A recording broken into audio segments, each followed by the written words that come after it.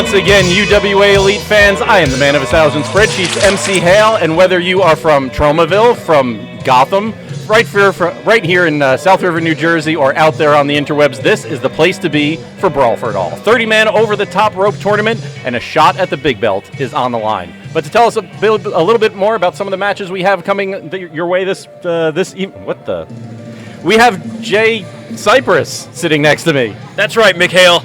Jay Cypress is here at Brawl for It All. They call it Brawl for It All, but it should be the night of the Do or Die Posse. We're going to take home the Tag Team Championships once again after a successful defense against Dillinger Enterprises. And not only that, we are also going to take the Brawl for It All. And if all else fails, well, you all know, I got Plan B. You look ridiculous. You know that? He looks ridiculous. Looks absolutely ridiculous. You know what? We got the Brawl for It All. The Do or Die Posse is in action, obviously. But we're going to kick things off like never before, the UWA Elite title match. Eric Corvis defending against Sean Damage McNellis. Title versus career. I say we go to the ringside, huh? Let's go to the ring. Oh, that's correct. Our opening contest at Brawl for It All is the title, the big belt, the UWA Elite Championship. And that is not all that will be on the line in this matchup. Let me explain. So following the up and down showing for the contingent at iWrestle, the only victorious member, UWA Elite Champ Eric Corvis, sat down with his stablemates and told them in his best dad voice that he wasn't mad, just disappointed.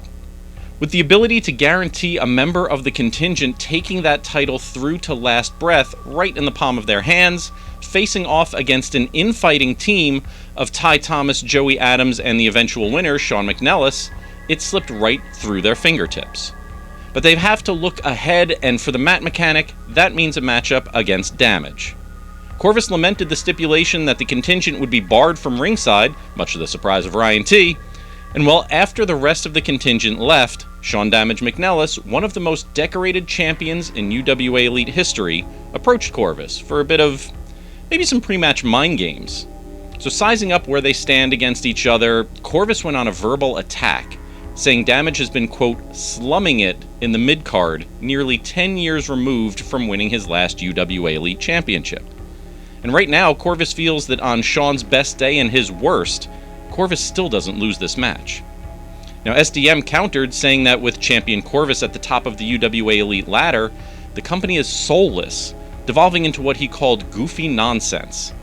Now, in order to prove just how serious he is, not only about becoming the first and only 4-time UWA Elite champion, not only about the UWA Elite as a whole, but about his professional wrestling career, Damage declared he is going to put that career on the line.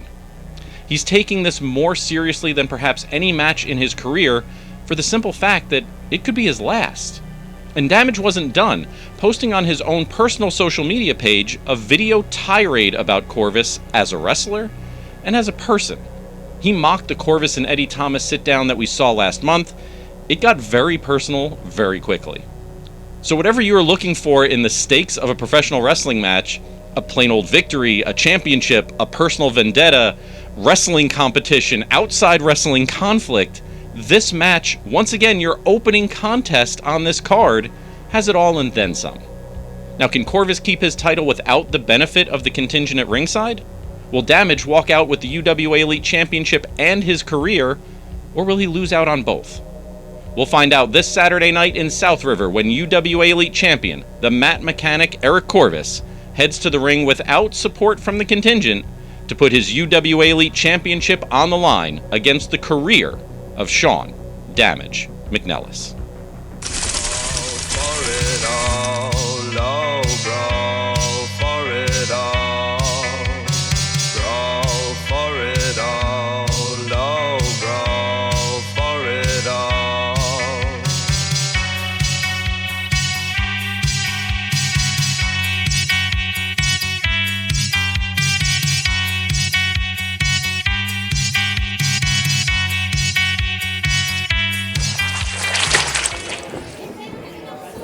This opening bout will be scheduled for one fall. Our official in charge will be Red Sharp. This bout will be for the UWA Elite Championship. Introducing first, the challenger wrestling out of Garwood,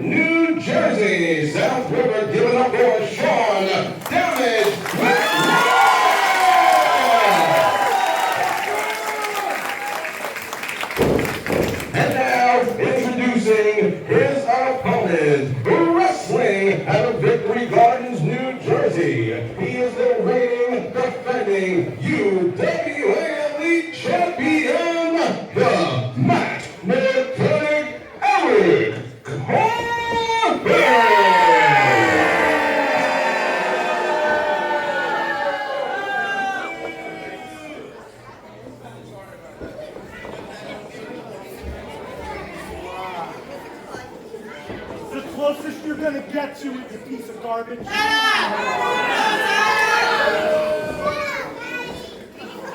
All right, UWA Elite fans, now that I've gotten the marbles out of my mouth, it is championship time here in South River. UWA Elite champion Eric Corvis, the mat mechanic, going up against the career of Sean Damage McNellis.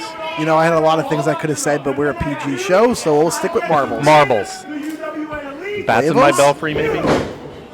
Yeah, thank God those introductions are over because I threw up a little bit in my mouth trying to be a Cypress. Yeah, you had a tough job. That was tough. Speaking of a tough job, Eric Corvis trying to get out of the way of Sean Damage McNellis, just delivering those rights to the top of his head, starting off this match pretty hot. Well, I mean, when you say, call your opponent a piece of garbage before the bell, there's just a fit of rage that overtakes the mind.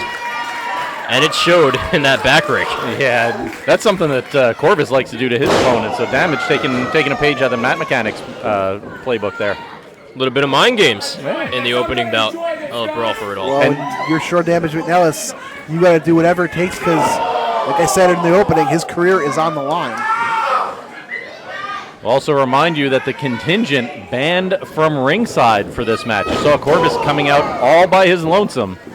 We'll see if he's able to actually hold that championship without any assistance from Bull, Powers, or Ryan T. And what a neck breaker there.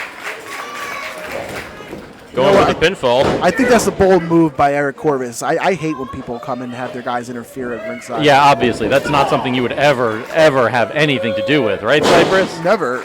I don't even have a chair today. Yeah, he's right. I actually have it. I'd be careful, JC. Cypress may throw you toward the ring. Oh, that would be so great. And Damage slamming Corvis down face first. Reversing momentum as he goes into the corner and for the avalanche. Now, I happened to catch Victory card rundown, card reveal again this month. Oh, and I noticed the normal, how he said, whoever loses this match will be in the Brawl for All match. That's correct. Now, there was a little stumble because Damage wouldn't be in the Brawl for All match if well, that's loses, right? Yeah, the loser of this match, assuming they still have a contract, would be in the Brawl for It All. So yeah, I don't know if Damage loses this match. I guess that's it. Maybe we go with 29 guys in the Brawl. Maybe we throw JC in. God, you already suggested it once. I'll throw him in. And looks like Damage missed on that elbow drop there. But now grabbing the waist of Corvis, and the ref didn't see the low blow it looked. I didn't see it either. The ref was in the way. Yeah, that mule kick by Corvis. Oh! Is that a Falcon Arrow from Corvis? It's like a Michinoku driver. A lot on the line here, and you can see both men. There's a lot of history between these two. They've been in the ring with each other many times, dating back to the early beginning days of UWA. And ref Sharp trying to tell Corvis, keep your hands off the neck in the corner. Yeah, not allowed to use that tape. Wait, I just thought of something else now. Sure. Corvis just kind of put his hands on the referee. If he gets disqualified. Oh, that's a good question. Well, let's hope that doesn't happen, I guess. There was a back rake from Corvis. Said that. Well, I mean, if he gets disqualified, then Damage wins the match. He keeps it. That works out for everyone. I mean, not for Damage because he doesn't get the title. But I mean, he would keep his contract, I would assume. Shot to the gut. So many possibilities coming out of this match. Damage is trying to build up some momentum there, but looks like he got his eyes raked. And you alluded to it a few minutes ago there, Cypress. No love lost between these two. You saw the promo that Damage put out. I mean, you want to talk about personal. Talking about Corvis being the reason that UWA has no soul. And there was some strong language being used. You want to talk about mind games. It seems like Corvis has just put on the headband of Damage, and now the elbow drop to the center of the chest. Indeed, but going back on what you were just saying, MC Hale, Sean Damage McNellis has never been afraid to speak his mind. No, that is one thing. If you follow him on social media, you will know that for sure. I've known him for a very long time. Matter of fact, his mouth has gotten him in trouble numerous times. I think he might have actually mellowed a little bit, and that's saying something. We got a Damage. Oh, good God. lights are dim, but Sean Damage McNellis' chest just got lit up. With Corvis wearing the headband of SDM. Fucking mocking SDM with whatever that was. I mean, it's Halloween. He's got to put on a costume, JC right? could attempt to be me, why can't Corvis attempt to be Damage? By the way, JC, if once puberty hits, you'll get that full goatee. I did try. And Damage building up separation, kicking Corvis out of the way, and the celebration from SDM. Right in the middle of the ring, too, but you can see how much punishment Damage has taken in this match. He wasn't able to get that quick cover onto Corvis. Took him a minute, and that's the difference. That's all he needed. It was only the celebration. He didn't get the extra rotation that is the devastation. You looking at my notes there, Cypress? No, I just know that. I know a lot about Sean Damage McNellis and the bonkerness, I don't know if that's a word, that comes along with it. It is now. Yeah, I like it. Into the ropes and met with a clothesline. Sean Damage McNellis building up steam here. Twisting at the arm and, ooh, the shoulder separator.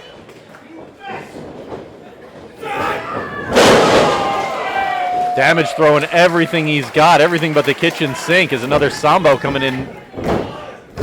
Well, there may be one under the ring. He didn't quite get his body on top enough on that cover. And he hooked the leg, which is good, but you got to get your body on top of his body. Yeah, very much off to the side on that cover. Got to hold the shoulders down. All right, here we go. Going for devastation. Oh, met with the Manhattan drop. Well, it was devastating for Sean, that's for sure. And now the Zero Machine, and it hits! Gear shift followed by a Zero Machine. That might be all she wrote. Damage's career might be... Poor positioning for the pinfall as he was right near the ropes, able to get the boot on the bottom rope. And now, if I'm going to be fair, I just criticized Sean Damage McNellis for not getting on top of Corvis' shoulders. Corvis not only did he not get on top of Damage's shoulders, he didn't hook that leg. Yeah, Corvis asking Ref Sharp, are you kidding me? But, yeah, I mean, the foot clearly on the bottom rope. Not a whole lot of argument can be made on that one. But Corvis continuing the attack, bringing Damage back to his feet, going for another Zero Machine, it looks like. Damage trying to fight his way out of it. A couple of shots to the midsection. Devastation! That devastation hits. But Corvis his foot was on the rope? Bottom rope, it looked like. His foot was 100% on the rope. Okay. Hey, you know what? New UWA Elite Champion. Oh, I don't know. On Damage McNellis. I don't know about this one, guys. Do we have an instant replay rule? I mean, I'd love to see a replay, but I'm not one to defend the contingent. Here comes BT Bull. Speaking of someone who's going to defend the contingent, here he is right now at ringside. And BT Bull pleading his case for his friend Eric Corvis here. They're showing them the camera. They're rewinding on the camera. There you go, instant replay in action, I guess. Someone threw the challenge flag. We may see an overturned call here, guys. Yeah, we got to see what Ref Sharp has to say here. Coming over to the commentary position. We got Rich Reed over here. We got Ref Sharp. We got BT Bull. All talking to UWA Elite President Dave Swan, trying to figure out exactly what's going on with this match. Is it getting restarted? Is it getting thrown out? Do we have a new UWA Elite Champion? Here's the official All word. right, ladies and gentlemen, due to the on-camera revelation that Eric Corvis' foot was on the rope during the 3 count, this match is going to be restarted at this time. The title is still on the line. Oh, wait, but BT Bull getting involved and a bulldozer to Damage. That's going to give a clear advantage to Corvis to retain his title. I don't know if he officially restarted. Am I supposed to ring the bell again? Oh, Well, Corvis yelling at BT Bull to go to the back to, I guess, keep it all above board. Can Damage continue in this matchup after that bulldozer? All right, Damage says he can go. This match is now restarted. Wait a minute. Is he going for the devastation from the Mad Mechanic?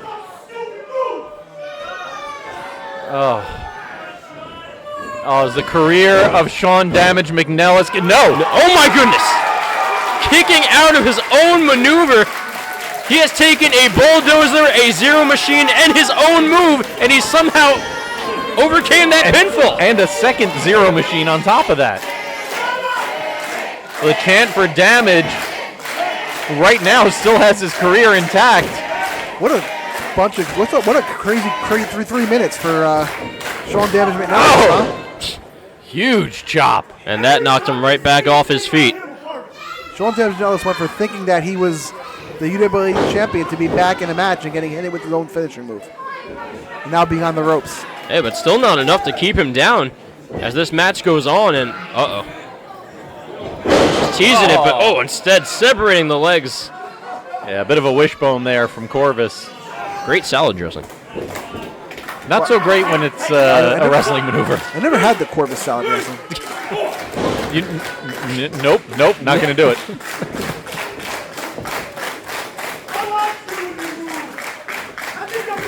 I mean, there is something to be said for people having their own specialized finishing maneuvers. That's a move that Sean Damage McNellis uses to put away his opponents. Corvis maybe hasn't used it as much. It looked like he was going for the celebration, but oh my goodness, the cutter! The circuit breaker from Sean Damage McNellis. And both men are just using one another's moves as this match is going to continue after that 2 count. Damage confirms what Ref Sharf has already said. It's a 2 count only. As Corvis builds up steam and shoves Damage into the corner, and now seating him on the middle turnbuckle, separating the legs. What's he thinking? Oh, there's the shoulder separator this time from Corvis. And a seated avalanche. Also a page out of Damage's book. Exactly. Well, this match has devolved into anything you can do, I can do better. But so far, neither man being able to put away their opponent with their own move. I played that game with JC once, but didn't last long. I went once and then he was done. Meanwhile, an enziguri from Damage sends Corvis into the corner, but met with the elbow. Champ coming off of the middle turnbuckle. Catches the boot and responds with the right hand. No way. I think we're going to see it. The zero machine out of the corner. Damage using Corvis's finishing maneuver against him, and Corvis rolling to the outside. That is a smart veteran maneuver from Eric Corvis. Rolling to the outside.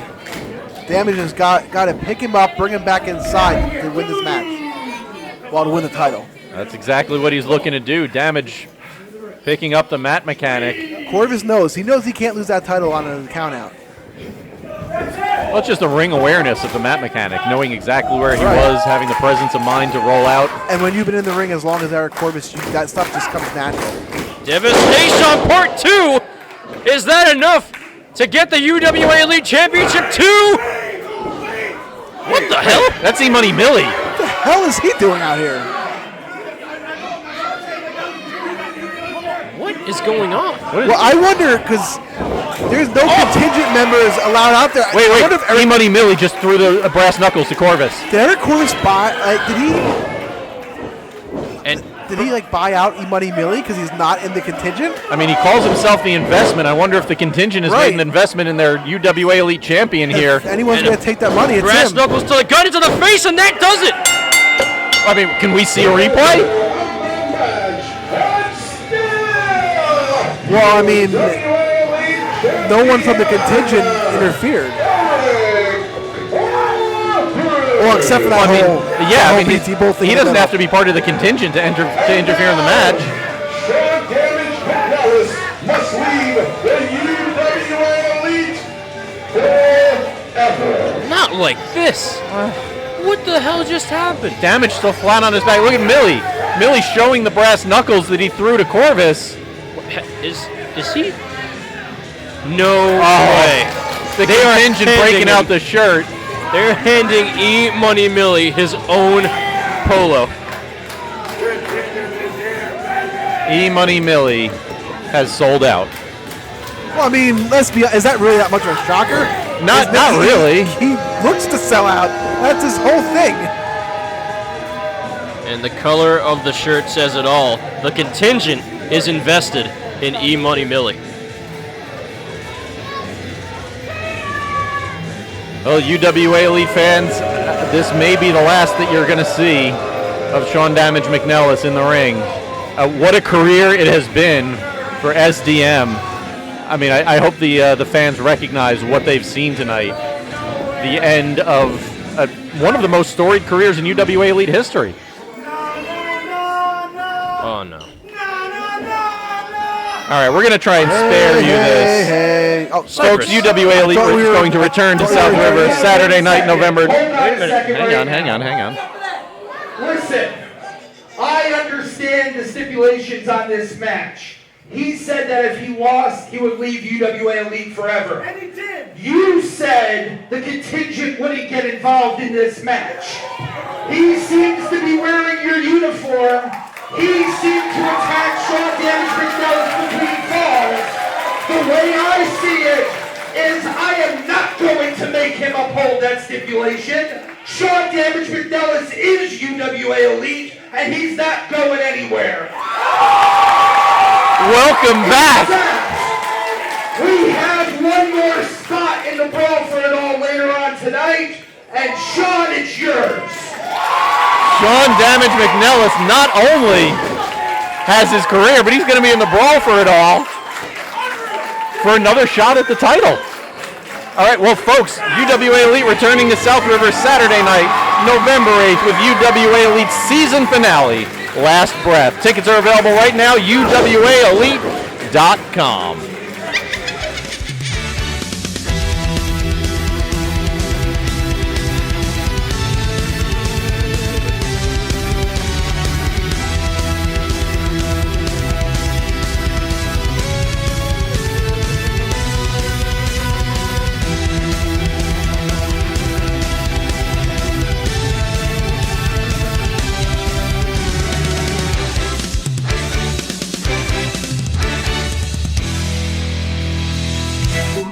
The Iron Man title streak of Jungle Jim Wilder has now officially broken the one-year barrier.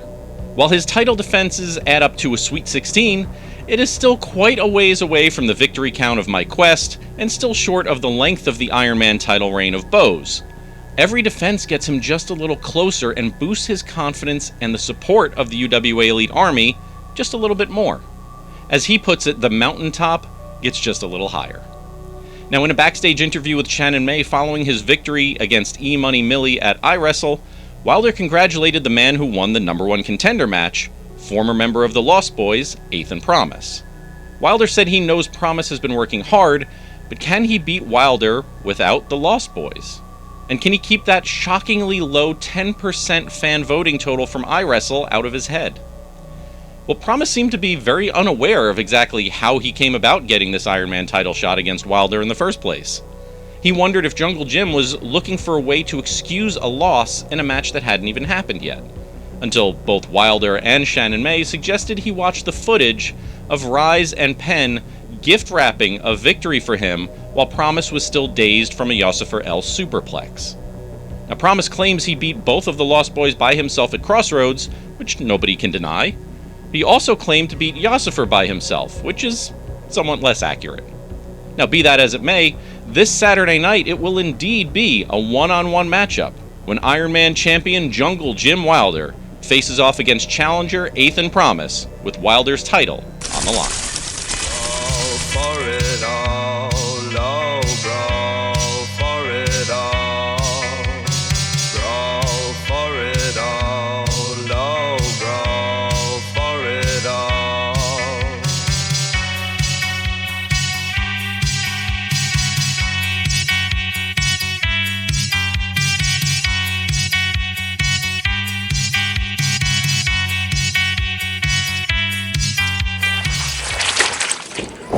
All right, South River, this match will be scheduled for one fall.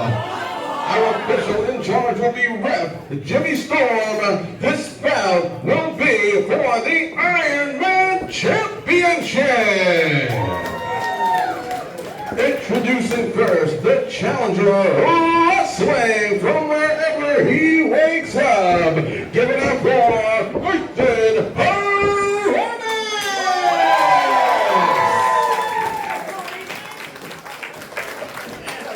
And now introducing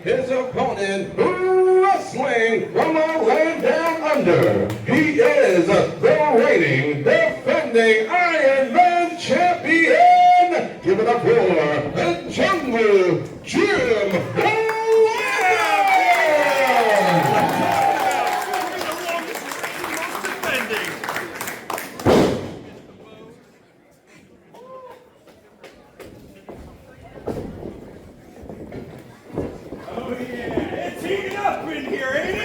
Jungle Jim Wilder says it's heating up. This is title defense number 17 for Jungle Jim Wilder, going up against Athan Promise in this one without the Lost Boys. This is going to be a very interesting clash of styles here.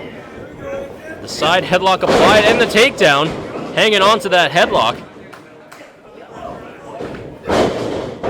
Well, Athan Promise, he's been on a little bit of a roll as of late, defeating both of his former Lost Boys teammates at Crossroads, defeating Christopher L. with unwanted help. Yeah, quite a bit of help. I mean, Athan Promise claiming to both Wilder and Shannon May that he beat Yosifer L. all on his own, and Wilder and Shannon kind of told him to check the tape. It seems like the Lost Boys relationship is kind of complicated. You think? Yeah, I think that might be the understatement of the season. Man, yeah. Stevie Wonder can see that. Oh no. Is he still alive? Should I not have said that? I wouldn't have. Wilder with the headlock takeover. Promise with a head scissor to counter. Oh, turning it into a pinfall. And now a pinfall on Wilder. Athan and Wilder both showing some of the athleticism, some of the mat wrestling prowess that they both have. Little show of sportsmanship right there. Looks like he got him in the gut, but hanging on to the boot. But Promise got to run into a crane kick. No, rolls free. Again? We're here again? Okay. Reversal after reversal. Both men just looking for some offense. All right, round 3 has started now. The springboard arm drag by Athan Promise. And the crowd is liking it as Jungle Jim Wilder retreats to ringside. Wilder's going to take a little bit of a breather. Promise getting the upper hand. But he's not going to let him recover that long. Up and over with the plancha goes Athan Promise, the backbreak kid. Throwing Wilder back into the ring. Wait, so what title defense is this now? This would be the Iron Man. No, I know that, moron. 17th, Cypress. This is title defense number 17 for Jungle Jim Wilder. I mean, I said that earlier. I just assumed you were paying attention. I wasn't listening whatsoever. I gotta pay attention to ringing the bell and stuff. Sometimes I have a habit of missing that, and then they all look at me. A Promise looked like he was going for a knee to the head of Wilder, but Wilder catches him. Turns it into a bit of a belly-to-belly.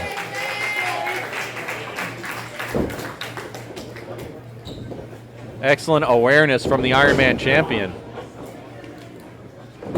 Now Promise going for the ride. Here comes Wilder to follow him up. Oh, yes, here it comes. Here it comes. Oh, no. You were going to get to call it and everything, Cypress. I was so ready. It's the only thing I like about Jungle Jim. There it is. Cack attack. And a cack attack finds its purchase in Athan Promise. That is my favorite move in UWA. Except for all the moves that the Posse did.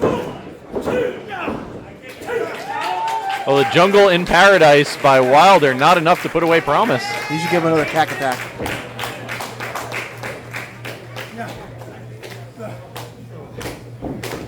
Both of these competitors getting quite a bit of backing from the UWA Elite Army here.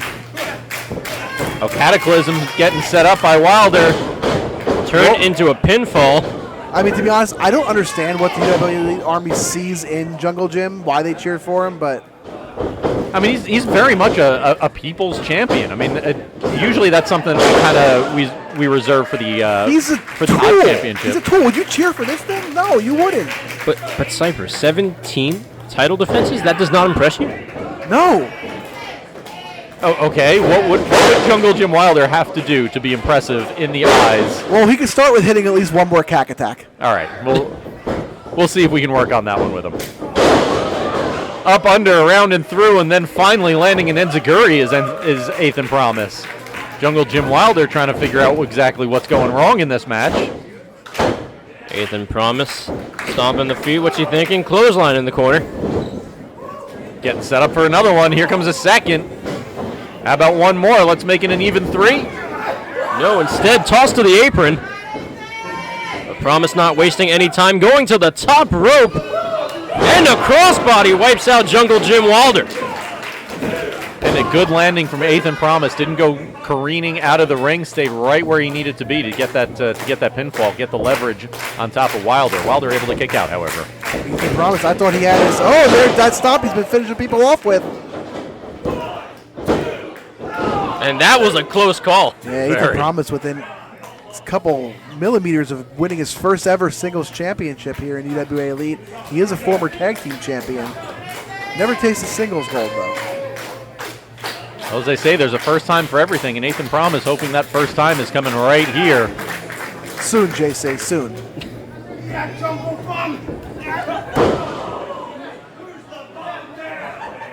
Grabbing on Lion Tamer. Yep, indeed.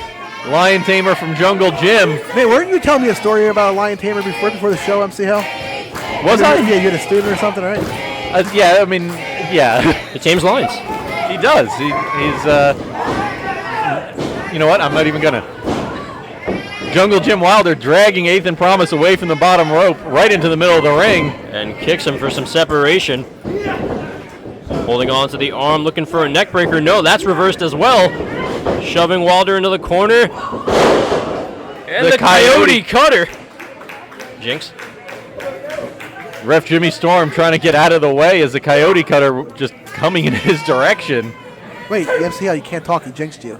Oh, sorry. Well, but then you said my name, so you know that's. Oh, is that how it works? Those are the rules. Those are the rules. Another near fall for Jungle Jim Wilder. After this, we're going to play bubblegum in the dish. Dang, I haven't heard that one since kindergarten. 2 weeks ago? Or? Dang it, I was hoping Cypress would say MC it. helped me do it. Reverse round kick from Wilder, but yeah, Promise met him with that. What a knee to the temple, followed by a kick right to the side.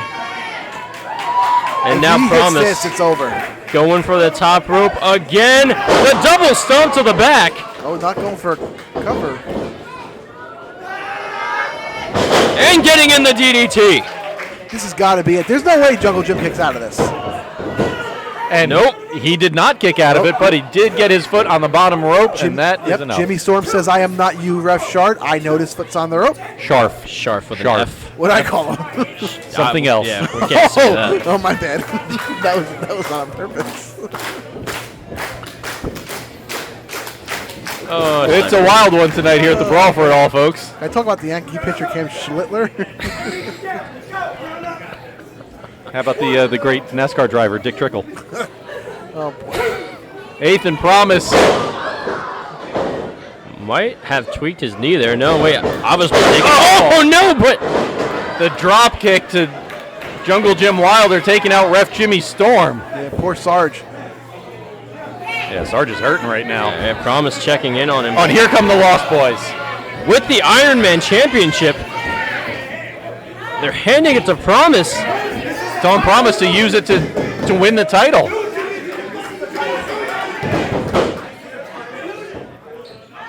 Rise and Penn taking the Iron Man Championship belt from the display at ringside here at the entryway, handing it to the challenger, telling him to use it to get that title around his waist. And Promise looks like he's lining up for the shot. Is he going to do it? And he tosses it to ringside. Throws the belt over the top rope. That means the belt has been eliminated from the brawl.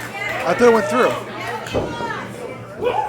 Promise looking to do it himself, but a cataclysm being set up by Jungle Jim. And he hits it. Cataclysm by Jungle Jim Wilder, Ref Jimmy Storm trying to shake the cobwebs. 2 and 3. And he does it. The winner of the match, and still Well, Athan Promise has no one to blame but himself.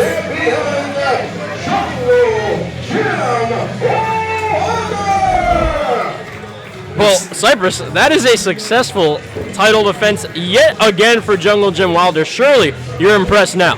No, because Athan Promise should have used that belt.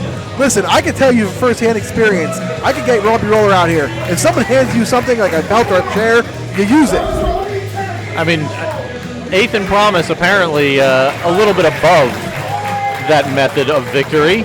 Oh, dear God. But who is not above that method of victory? Ryan Rise and Miles Penn, the Lost Boys, putting the boots to the champ. And they're beating up whatever's left of Jungle Jim Wilder, but Athan Promise tossing Rise out of the ring, and now going to get Penn out of there as well. Athan Promise coming to the rescue of Jim Wilder. But we saw the show of respect earlier on in this match from these two competitors. And it looks like we're going to end this match with exactly the same thing. Still, with title defense number 17, still your Iron Man Championship, the faction killer, the top of the mountain, Jungle Jim Wilder. Athan Promise going to present him with the belt.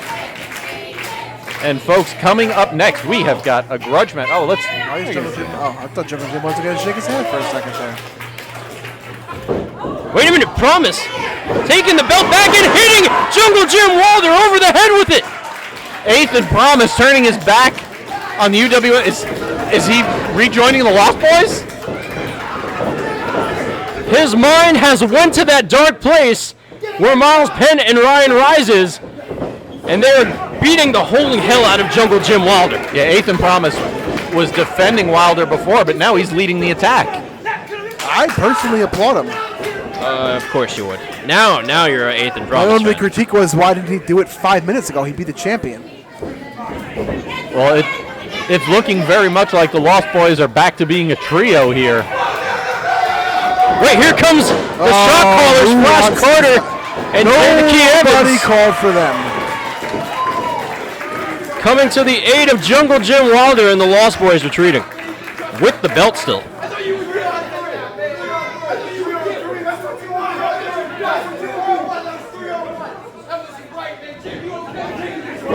Well, Flash Carter saying that that just plain old wasn't right what the Lost Boys have done, but in the record book, it is going to go down as a victory, and still your Iron Man champion, Jungle Jim Wilder. We have got a grudge match. Speaking of grudges, we have got a grudge match coming up next. Ryan T, former ref Ryan T, going up against the anti-hero Joey Adams. Let's see how Ryan T lost that refereeship, why this match came to be. This is your UWA Elite Rewind.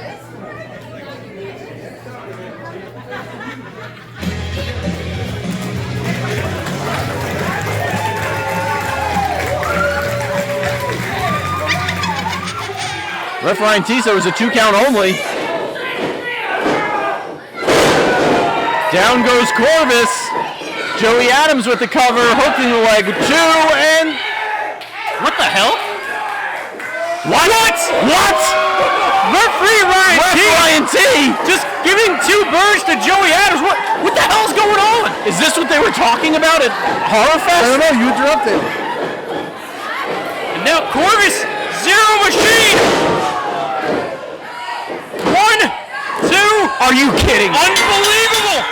UWA Elite Champion Eric Corvis was less than thrilled with the performance of his contingent stablemates at iWrestle, in particular with one Ryan T. According to the mat mechanic, Ryan has a lot of redeeming himself to do. He's being tasked with taking out the anti-hero Joey Adams. And you know who does not have one single problem with that idea? The anti-hero Joey Adams. Sure, a return to the UWA Elite Championship picture by winning the Brawl is on his mind, but Ryan is the primary reason Corvis has that title belt around his waist in the first place. It was then referee Ryan T's refusal to finish the 3 count and award Joey Adams his rightful victory at Living on the Edge, the reveal that Ryan T had joined the contingent, that handed the mat mechanic the UWA Elite Championship, practically ripping it from the hands of Adams. Now, Adams certainly has that sense of revenge fueling him, but keep in mind, with the contingent being barred from ringside for the UWA Elite Championship match, all of their pre-brawl attention can be focused on getting Ryan T the victory, sending him up the rankings, as well as keeping Adams away from Corvis. Tromaville's second favorite resident will have his hands full this Saturday night at Brawl for It All, when the anti-hero Joey Adams takes his grudge to the ring against the contingent's Ryan T. For it all, oh, brawl for it all.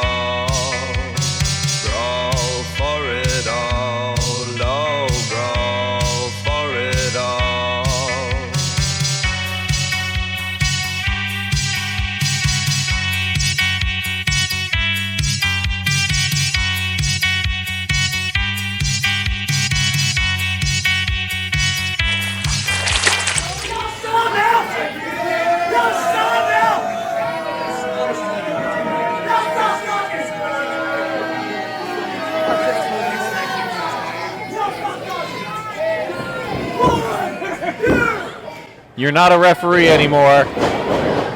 Well, that was taunting. Oh, Joey yeah. Adams. Yeah, folks, you just saw it on our UWA Elite Rewind. Ryan T mimicking what was done all the way back when Joey Adams had the UWA Elite Championship right in his grasp. Joey Adams waited a couple months for this match. All the way back from living on the edge. Bell rings and our match has started. Joey Adams wasting no time at all trying to get his hands on Ryan T. And Ryan a little too quick. Calling Joey Adams Slow Joe. You know, I don't know if you guys knew, there was a poll being taken on, it wasn't the official UWA Elite website. It was, Ryan T won it. It was the most punchable face in UWA. Wow. I mean, somehow I think that is a very, very well-deserved award, and I'm sorry I didn't get to vote in it. Yeah, don't worry, I voted for all of us. Ah, good. There was Thank 3 you. votes. Who came in second? There was only one choice. Oh, that makes sense.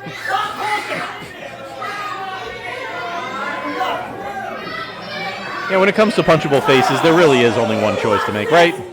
Yeah, I mean, and I'll tell you what. Oh, Jesus. Did he just He did. smack his tailbone on, we're gonna say it, the hardest part of the ring. Now we're officially at the show. Oh, and the knee to the back, sending Ryan T to the outside. Ryan T's gonna need some spinal surgery when this match is over. I gotta say though, before Joey Adams interrupted me, I never realized how much Ryan T looks like the Goosebumps dummy until that graphic. Until you came out. actually saw the graphic, yeah. I'm like, man, he looks exactly like him. And what did it make Joey Adams? Like the Thing or something? I don't know. He's from Traumaville. He's the Toxic Avenger. I was too busy looking at the dummy. Yeah, he's Toxie. That's where he's from. Right here in New Jersey, Traumaville, New Jersey. I've never been to Traumaville. I didn't know Parlin, New Jersey was famous for their dummies. Watch it. Are you from Paul? That explains a few Oh, things. that explains a lot. Actually, I'm from the south side. Joey Adams, the rough side of Parlin, yeah. Joey Adams stalking his prey right now. Asking the fans if they want him to punch Ryan T right in the face, and apparently they've all voted as well. Yeah, they all, see, I told you. Pinky promise. In the middle of a match, and that's quickly out the window. You can't pinky promise and go back on it. Well, it's too late now. Joey Adams stomping the heck out of Ryan T. That should be grounds for disqualification. Ryan T's head meeting the top turnbuckle. And the windup. The strike turns referee. Oh, excuse me. No longer referee Ryan T. Right, see? Inside out. See, I'm not the only one. Oh, it happens. Well, Joey Adams putting a little something extra on that Yeah, throwing Ryan T's head into the top turnbuckle. Couldn't tell if that was Ryan T or Kurt Hennig. I could tell the difference. I mean, it wasn't quite perfect. The backsplash by Joey Adams. Hook in the leg. 1, 2 count. No titles on the line here, but as you saw, a whole lot of anger on the part of Joey Adams. Yeah, this is just more like a grudge match, revenge match. Well, it's also a bit of a proving ground here for Ryan T. I mean, we saw Eric Corvis in that backstage interview telling Ryan T that he needs to prove himself. He needs to actually show his worth to the contingent, and one way to do that is to take out Joey Adams. Of course, Joey Adams has his eyes on the UWA Elite Championship held by Corvis, so it's kind of a two-bird situation. Yeah, here. but he can't overlook Ryan T because Ryan T is pretty slimy. You got to get a good grasp on him.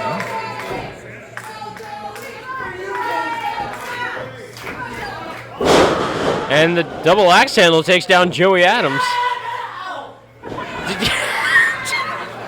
Did he just pull a muscle? Like, what? He just like scraped his vocal cords. He hurt his throat. Well, it looks like that little bit of self-sabotage opened up a bit of offense for Joey Adams, but then Ryan T right back on top of things. Maybe he just caught a fly. You know, that happens.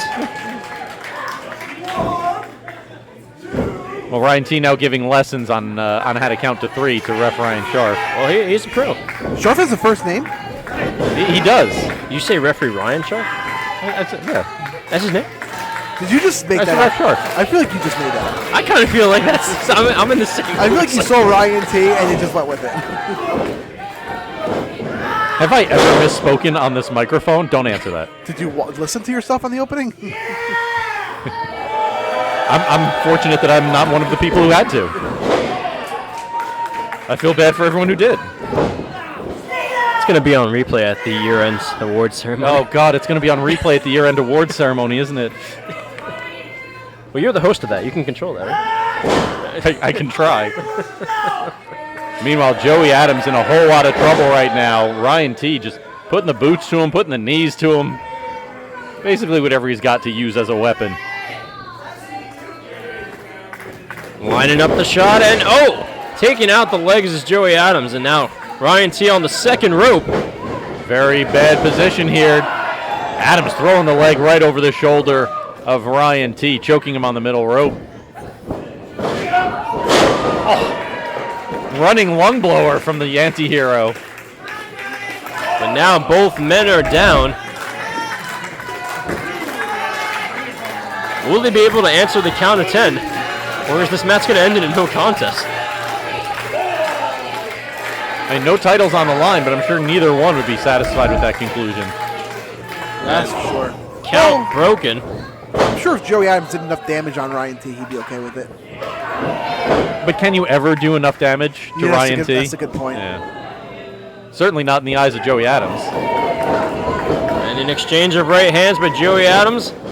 Tossing him to the ropes. Whoa, wait a minute. Referee Ryan T. He's going for that roll-up pin and the no-leaf clover. How does he have it locked in? He does. Ryan T with way too much momentum going for that sunset flip. Gave Joey Adams the exact opening that he needed, but it looks like he's not going to get it. He's giving up the submission. Ducks the clothesline, hits one of his own. Back elbow to follow. Super kick right to the gut. And Ryan T lifts the knee. Well, I'll ask you, Cypress. I mean, it looked like Joey Adams had Ryan T locked up, but when Ryan is pulling out, if it feels like you just don't have that submission, is it a better idea to let go of it or to try and fight your way through it and to keep that submission hold going? But it depends how much leverage you have, really. And wait a second. As if we didn't get enough of them tonight. The contingent is at ringside. Well, they're not barred from ringside in this match. Chris Powers and the newest member of the contingent, E-Money Millie. And here comes BT Bull. Bull with a big right hand to Joey Adams. Ryan T setting up for the Y now.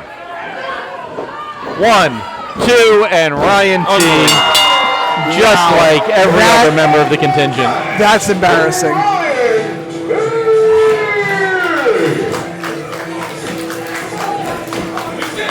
Yeah, and here comes Boss Man right out to ringside as well. I mean, it took 3 additional members of the contingent to pull it off, but Ryan T, I guess, proving his worth, getting his Capri Sun reward with a victory over the anti-hero Joey Adams. Folks, if you want to catch up on every single supercard in UWA Elite history, make sure you are tuned into the UWA Elite Network, powered by YouTube, where you can see everything that UWA Elite has ever done in one place, the UWA Elite Network, right now.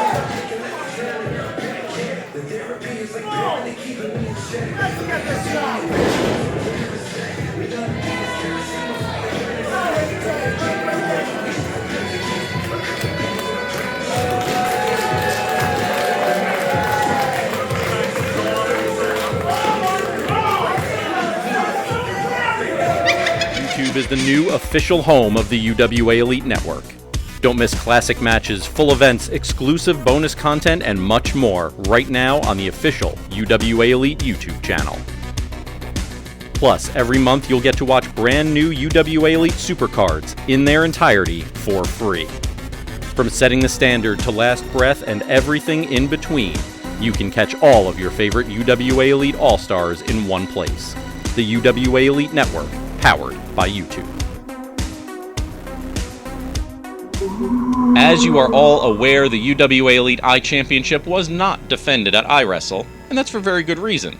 Your iChampion Explosive Eddie Thomas had a bit already on his plate, a title match against UWA Elite Champion Eric Corvis, a match that the Mat Mechanic won with more than just a little bit of outside help. Now, despite being reminded by the shot callers of the outside interference, as well as Eddie making Corvis tap out twice in their matchup, tap outs that unfortunately don't count in a tables match, but still a moral victory of sorts, Eddie was still a bit despondent, sending Flash and Evans out to their last party of the summer without him. Now, Eddie even got a visit from Bulldog Pittman with a similar message, but Thomas had something to offer Bulldog in return. Now, months ago, as a bit of a thank you for watching Eddie's back, the Explosive One promised Bulldog the first challenge for his newly won iChampionship. Well, we all know what happened with King Tech inserting himself into the title picture, making both Thomas and Pittman change focus for a bit. Well, now that promise can finally be kept. Bulldog recognized Eddie being honorable in keeping his word, but still promised to bring his best to their matchup and take home that iChampionship belt. And Thomas still feels like he let the fans down, let himself down, by not reaching that last career goal of UWA Elite Champion. But he's looking forward to not only facing off against someone whom he respects, but also to take that iChampionship into the Brawl for another shot at the big belt. Well, we will find out who will walk into the Brawl and out of South River with the iChampionship when title holder Explosive Eddie Thomas defends against the challenger, Bulldog Pittman. Brawl for it all, oh, brawl for it all. Brawl for it all, oh, brawl for it all.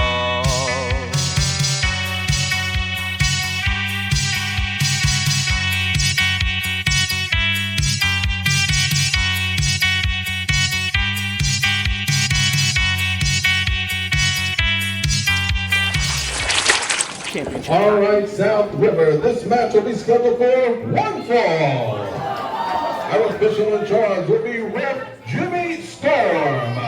This bout will be for the iChampionship. Introducing first, the challenger wrestling out of Patterson, New Jersey. He is the Silk City King. Here is Bulldog.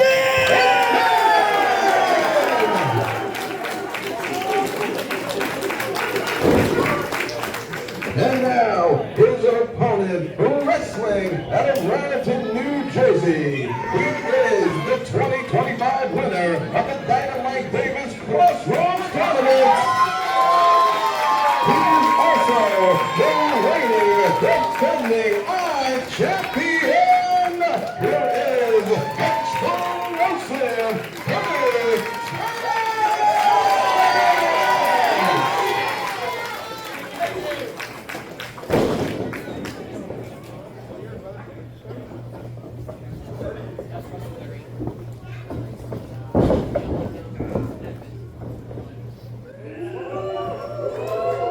UWA Elite iChampionship on the line. Explosive Eddie Thomas, not only the iChampion, but also the 2025 Dynamite Davis Memorial Tournament winner, going up against the Bulldog. Show of respect from the two competitors before we get this one underway, and we've heard from both of them basically saying, I mean, I like you, you're a good person, I'd have you on my team at any time, but I'm sorry, but I gotta take you out on this one. And just a battle of strength as Bulldog Pittman charges Eddie Thomas into the corner. Well, Eddie's not going to win the bout of strength there, so he shouldn't try to get into that right now with Bulldog Pittman, that's for sure. Also, I just realized MC Hale's intro was completely fine. His favorite football player is Cam Scatabo, so he was just doing the scat. You know what I mean? We can't. This is a PG show. Yeah, we can't talk about scat here. Is there a completely different meaning to it? No. Oh crap, JC! Come on. The running blockbuster from Explosive Eddie Thomas. Speaking of explosive, 2 count only. Wait a minute. Wait a minute. No, we're moving past that. No, well, I'll tell you after the show. It's a music video. What are we talking about? Yeah, no, we'll tell you when you're older. It's fine. Big drop kick by Bulldog Pittman, the challenger. You know, I hate to mention this twice in one show, but I was watching the card reveal. And I noticed that the host was saying how Eddie Thomas, after losing the UWA title match last month, that he felt like he let everyone down, let the fans down. Right. They omitted that he also let Cypress down, and that was the worst of all. Right, because you're his best friend, and that's and I'm the reason he got where he is, and I could have gotten you would have been the UWA Elite champion. I can only get him so far. He's got to do stuff himself. I can't help everyone. No. Eddie Thomas with a combination, kicking out the legs of Bulldog Pittman. I'm already carrying commentary. I'm bringing chairs out the ringside. I brought the chair to ringside. Oh, yeah, bring it out there again later tonight. See what happens to you. God, I hope they don't. Come on, everybody! You'll tell them to back off, right? Yeah. We also have to, okay, let's get back on track. We have to address one thing. Is it the action in the ring? Yeah, well, yes. Oh, wait, go for a detonator. Where do you think the Red Lion is lurking right now? That's an excellent point. I mean, it was King Tech's interference that made us wait for this match for so long in the sky-high sambo from Bulldog. Good grief. Yeah, it was the interference of King Tech and a little bit of a detour in the iChampionship chase that kept Eddie Thomas and Bulldog Pittman from keeping that commitment that Eddie Thomas had promised Bulldog a match a long time ago and just wasn't able to fulfill it until now. Olay from Eddie Thomas. Bulldog looking for that spear, not able to hit it. Ducks the clothesline, and both men had the same idea.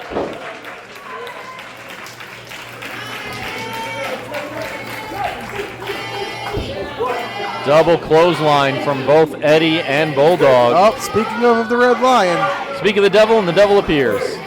And he's tossing those keys into the ring, but right in front of he did Jimmy say Stewart. that either one can join the Great Awakening. Yeah, making a huge show of putting the keys into the ring. Jimmy Storm, right in front of him. I don't think either of them are going to use them. Inviting either one. What are you doing? Hit him with the keys! Come on! What are you doing? What does it open? Well, I mean, Eddie Thomas has got him. He tosses him the Bulldog. Eddie Thomas telling Pittman, just plant one right on the chin of Tech with those keys. Just hands them to the official, and they bring Tech into the ring. This is not going the way Tech expected. No, Tech wanted to be involved in this match, but not quite this way. Tech looking for higher ground. A jawbreaker, followed by a spear from Bulldog Pittman. Well, there's the one that Eddie Thomas avoided a little while ago, and I think Bulldog put a little extra on it.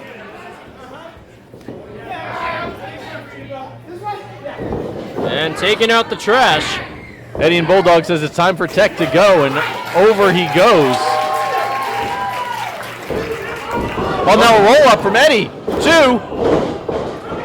Took advantage of the situation, and now Bulldog Pittman going for the pinfall of his own, too. Another close pinfall. Roll-up and a backslide by each of these competitors. Figure C4 coming from explosive Eddie Thomas. Bulldog trying to get some of that leverage off of his knee, some of the torque away from his lower limbs. He is nowhere near the ropes. That's not a tap, not a tap. No, he's getting close, but wait, I'm seeing a head pop up. Yeah, King Tech's head just came up from ringside there. Looks like he's trying to regain his bearings, but I don't trust the guy out there. Well, finally, Bulldog able to make it over to the ropes. King Tech has just very gently placed the keys right at the edge of the apron there. I don't know if you can see it. He also gave a kind of laugh. Yeah, I don't know if our camera's picking it up, but they are right in the corner nearest to our commentary position. And looks like he's going for the fisherman suplex, but unable to get it off as Bulldog Pittman fights free and grabbing onto the arm. Oh wait, is it shock collar time? Shock collar! Right in the center of the ring. 1, 2, and a 2 count for Bulldog Pittman. There was not much behind that kick out at all. Eddie Thomas just barely rolling to his right to get his shoulder up. You don't see people kick out of the shock collar very often. Not much behind that at all. It's very shocking. It is indeed.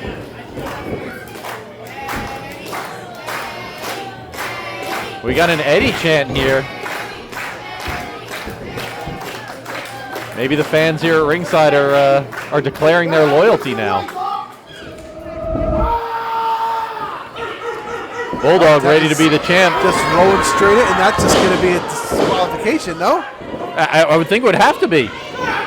Oh, but he nailed Eddie Thomas too with the keys. Well, King Tech, the only man other than our referee standing in the middle of the ring now. Why is he? Wait, I didn't call for the bell. What? King Tech putting the keys in Eddie Thomas's hands, saying, "Eddie, what did you do?" Yeah. Ref Jimmy Storm coming over to Rich Reed. All right, ladies and gentlemen, this match has been brought to a halt. This match has been ruled a no contest. Explosive Eddie Thomas retains the iChampionship. Well, you got to assume it's not the way he wanted to keep the championship. No, and you can hear him arguing. What he was doing. You gotta let that go. What happened? Tech came back in here. Tech? No, I put that Tech down, dog. That wasn't you. You sure? You sure you took the keys up and hit me in my head? Wasn't me. How could it be me? Both men arguing their case here to one another. Well, Bulldog thinks that Eddie's the one that hit him with the keys. He had his back turned as it was happening, so possibly couldn't see who it was. Yeah, a bit of a downer here, especially between these two competitors. Bulldog and Eddie really wanted at each other. They wanted to put on a show for these fans. We did. We saw it. We did. All right, well, folks, we've got your UWA Elite Tag Team Championship coming up next. But first, let's see how it came to be as the Diligent Enterprise wins the #1 contendership. This is your UWA Elite Rewind. Stay up to date with everything going down in UWA Elite on the official UWA Elite social media channels. Check out UWA Elite on Facebook, Instagram, X, and TikTok for late-breaking news, tickets, event previews, match announcements, exclusive interviews, match highlights, and much, much more. Get closer to the action than ever before when you follow UWA Elite on social media.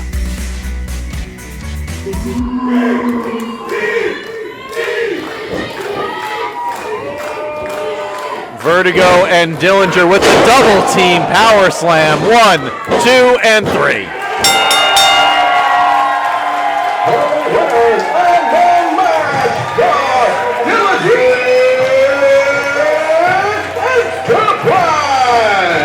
Matt Vertigo and Corey Dillinger are your new #1 contenders for the Tag Team Championship. As much as I hate agreeing with Cypress, he was spot on when he described the Do or Die Posse's title reign so far as 5 months of domination.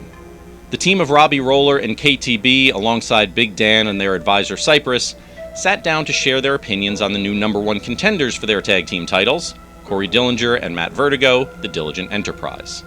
Their first challenge against Do or Die was not only unsuccessful, but undeserved, according to Roller, with the King of the Barons adding that Vertigo and Dillinger should be counting their days, presumably their limited days left uninjured. However, in an interview with Shannon May, the Diligent Enterprise were in high spirits, and as a matter of fact, picked Shannon May up onto a chair to literally lift her spirits as well. They celebrated defeating 2 talented teams at iWrestle in the form of the Lost Boys and the Shot Callers. But they aren't taking KTB and the Hunter lightly. This may be Vertigo's first tag team title shot, but Dillinger reminded him that even before they, as Corey put it, changed the landscape by forming the Diligent Enterprise, they've had each other's backs. As a matter of fact, on the I Don't Care What You Think podcast, the Diligent one even downplayed their previous loss, saying it came when the team was brand new. They're hitting their stride now and more ready than ever to meet the challenge. Well, the proverbial irresistible force meets the immovable object when Diligent Corey Dillinger and the New York Drip Matt Vertigo, the Diligent Enterprise, challenge the King of the Barons KTB and the Hunter Robbie Roller of the Do or Die Posse for their UWA Elite Tag Team Championships this Saturday at Brawl for It All.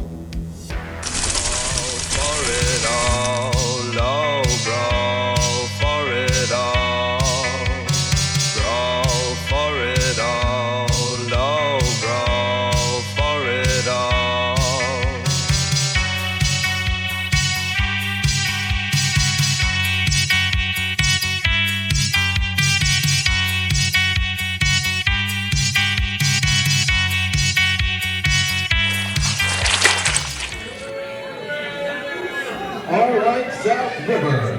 This match will be scheduled for one fall. Our official in charge will be Ref Sharp. This bout will be contested for the Tag Team Championship. Introducing first the challengers, Dillinger. Vertigo.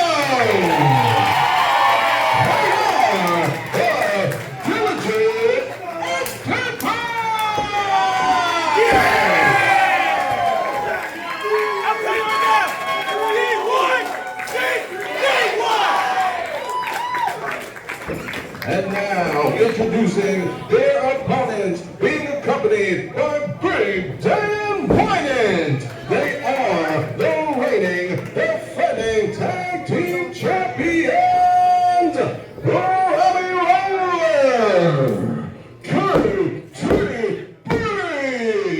They are the Do or Die Posse.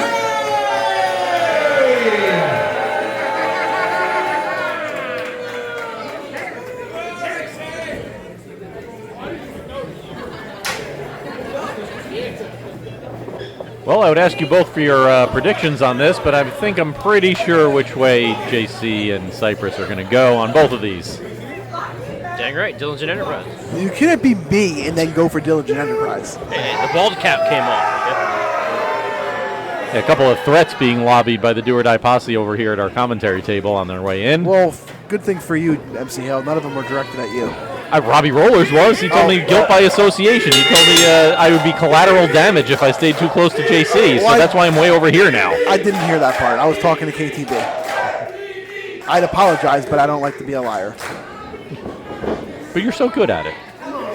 You gotta stick to what you're good at. What, apologizing? You're not good at that. Dillinger and KTB, the two big men from their respective teams. When Matt Vertigo is not the big man on your team, you know you've got a big man on your team. And he just poked Dillinger in the eye. And that rolled through shoulder attack in the corner. Trying to put Dillinger's back right into the ring post. Big European uppercut by KTB. King of the Barons going to send Dillinger for a ride once again. Oh, Dillinger caught him. Has him by the waist, but no breaks free and a shot to the back. That's right. Just wear him down. Wear the big boy down. Going for a scoop slam, but Dillinger with the arm drag. And now it's Dillinger's turn with the European. And the shoulder to the gut. I'm not going to lie. We didn't have Dillinger doing an arm drag in the scouting report. Not at all. You're going for the title, though. It's time to break out those new moves. Oh, yeah, I'm looking at the report right here. Two count only. That's the menu for McDonald's that you're going to after the show. They don't do menus. Ooh, pass that down here.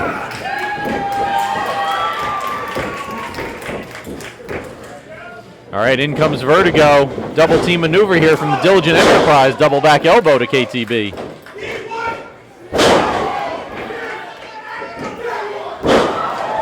Dropping the elbow and then the splash by Vertigo. That wasn't in the report either. Well, that was cute. A little tag team coordination. Never a bad time there.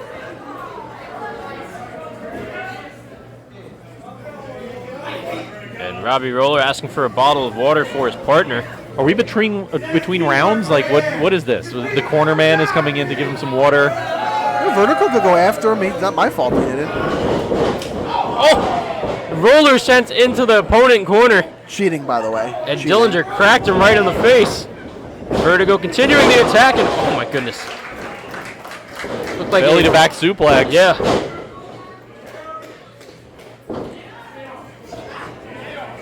Vertigo looking to work on the arm of Roller. Sending him into the turnbuckle and bringing the Diligent one back into the ring. And some jabs in the corner. The worst corner possible when in a tag team match. Yeah, wrong part of town. Couple of quick shots and then a quick tag. Diligent Enterprise putting on a tag team clinic right now. Can Sharp count any slower to get him out of the corner? They've been in there for like 35 seconds. As long as they keep tagging, it's all legal. Oh my God. Cypress, man, what's going on? You said this master plan would work. That's your homework, dude. Don't try to get me to do it for you. Vertigo and Dillinger both taunting KTB. Show your work, Cypress. Oh, Vertigo with the pump kick. And then just launching Roller into the waiting arms of Corey Dillinger. Dillinger with the following slam. He got some height on that one. Vertigo, the legal man, going for the pinfall, only gets 2 out of it. Well, Roller's got to do something a little desperate here, I think. That's one way to do it, a double chop to the chest. And now Vertigo going to the wrong part of town. Vertigo trying to fight his way out from KTB, is able to do so, and then gets the leg up for the charging Roller.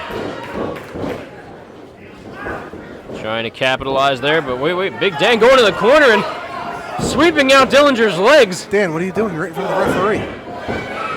Well, Vertigo and Roller are able to separate. Roller able to get a rake to the eyes of Vertigo. Oh, he dodged that bullet. And KTB dropping the head.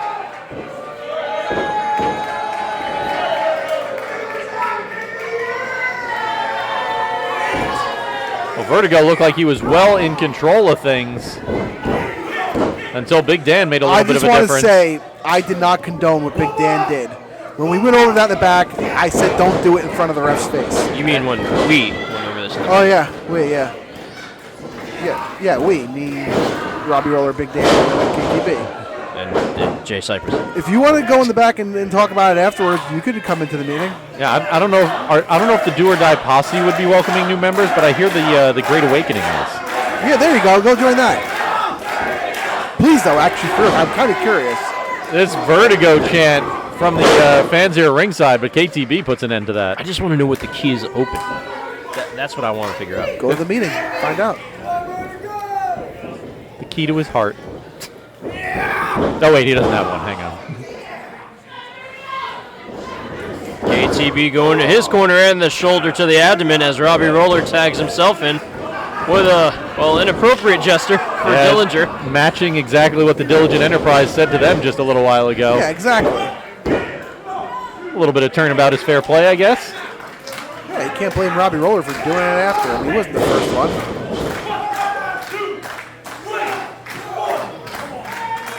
Robbie Roller counting along with our referee. And the Do or Die Posse knows their counts and their rules. I taught them that. Yeah, you can't count past 3. 4 doesn't come on the lesson until next week's school.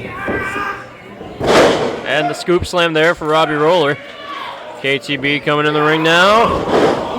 Oh, he landed hard on Vertigo. And not the best landing. No, usually that move. Oh! Robbie Roller just kicked the daylights out of Matt Vertigo. That's what you call being opportunistic. Holy buckets, man. That was ridiculous. We went over that one and back. Whew. Just kicked the soul out of Matt Vertigo. I mean, nonchalant cover by KTB, but that might have even been enough.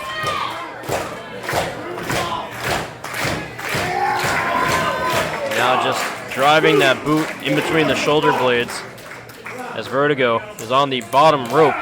Robbie Roller gets the tag. Vertigo was basically in solid control of this match just a few minutes ago. Crowd getting behind Vertigo as he goes up for the ride.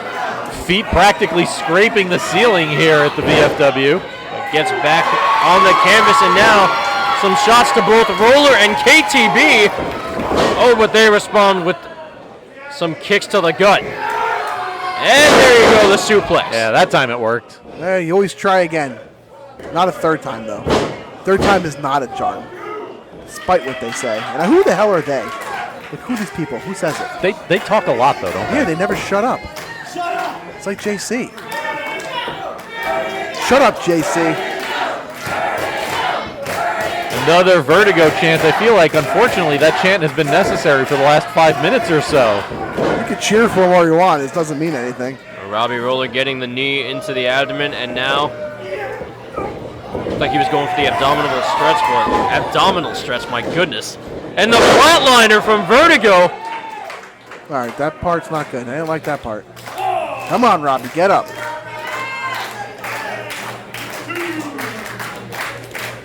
Both men down. Ref Sharp up to his 3 count now. A double count out, of course, means the Do or Die Posse retaining their tag team championship. That's not the way we retain. But Big Dan getting involved once more, and now Corey Dillinger responds with a right hand to the head. Big Dan trying to make sure that Vertigo can't get that tag to Dillinger. Dillinger able to fight it off. Both men get their tags. Dillinger's just running right over KTB. 2 shoulder tackles to KTB. And now the jabs.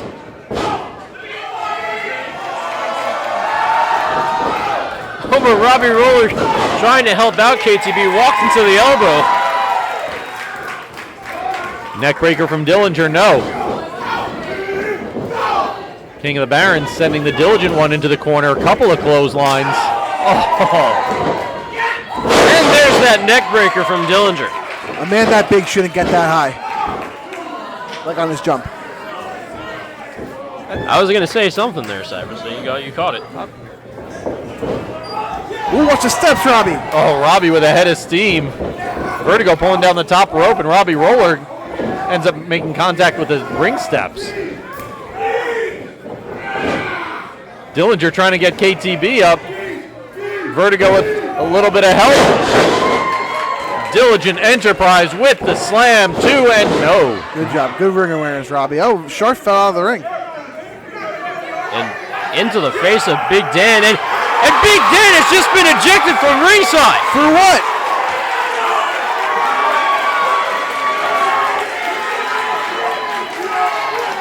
One of the best decisions that Ref Sharp has ever made. Interfering in the action. I disagree. Not once, but twice, and dragging out Ref Sharp was enough. Well, meanwhile, in the ring, while Ref Sharp tries to get Big Dan out of here, the Diligent Enterprise once again in control of this match. And, you know, last time Do or Die Posse was in action, Big Dan was the factor that won them their match last time. How are they going to do it without him at ringside now? Oh, wait, yeah, Cypress is here. I mean me. I'm here.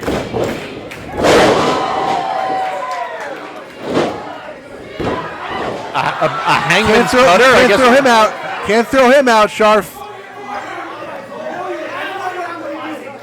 I mean, the Diligent Enterprise doesn't want to see a disqualification here. That means they don't get the title belts. Well, maybe they should do something.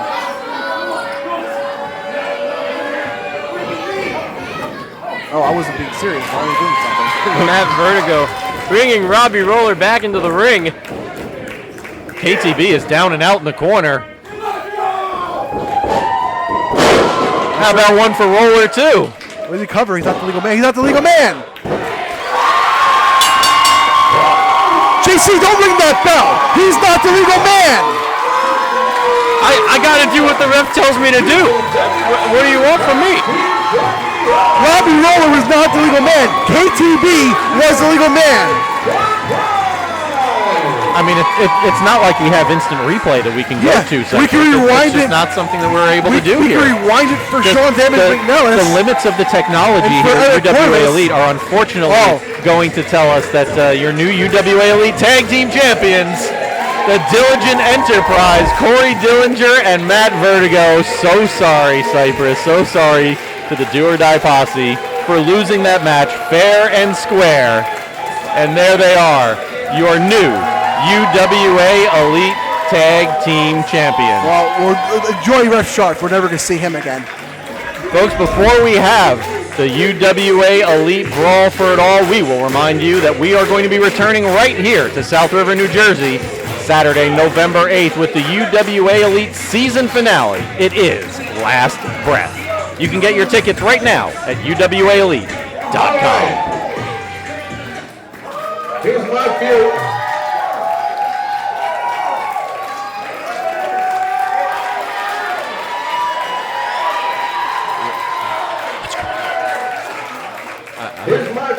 moment of the night, interviewing the new tag team champions, the New York Drip, not Vertigo, the Diligent One, Dillinger, the Diligent, Hang on, Do or Die Posse coming back in to do a little more damage here. Good, that's what they get. Trying to avenge their tag team championship loss.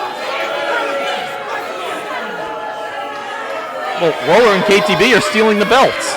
Well, they should still be their belts. And yeah, they're walking. KTB was the legal man. Robbie Roller was not the legal man.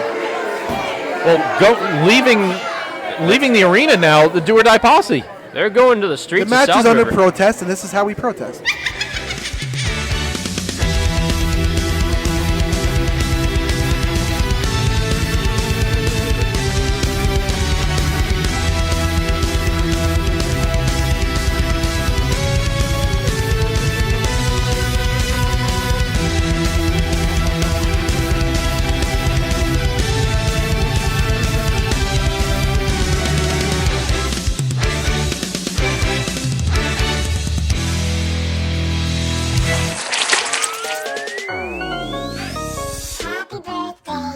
Celebrate your birthday with the All-Stars of UWA Elite Pro Wrestling with one of our amazing UWA Elite Birthday Bash packages. Join us in South River, New Jersey for the birthday party of a lifetime, featuring early access to shows, exclusive meet and greets, and priority seating to a UWA Elite Supercard. Or you can bring the action to your party. You can bring all the UWA Elite action to your home or private location with our UWA Elite Birthday Bash packages. These events have limited availability, so be sure to make your birthday elite and visit UWAElite.com to book your party today.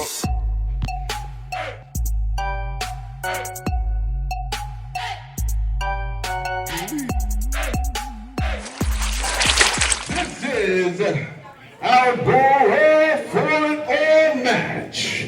It will be Royal Rumble style. Here's how it goes. We're going to introduce the first two wrestlers. Every minute another wrestler will come to the ring. A wrestler is eliminated when thrown over the top rope and both of his feet touches the floor. The last man standing will be the winner of Brawl for it all. Let's bring the contestants out right now.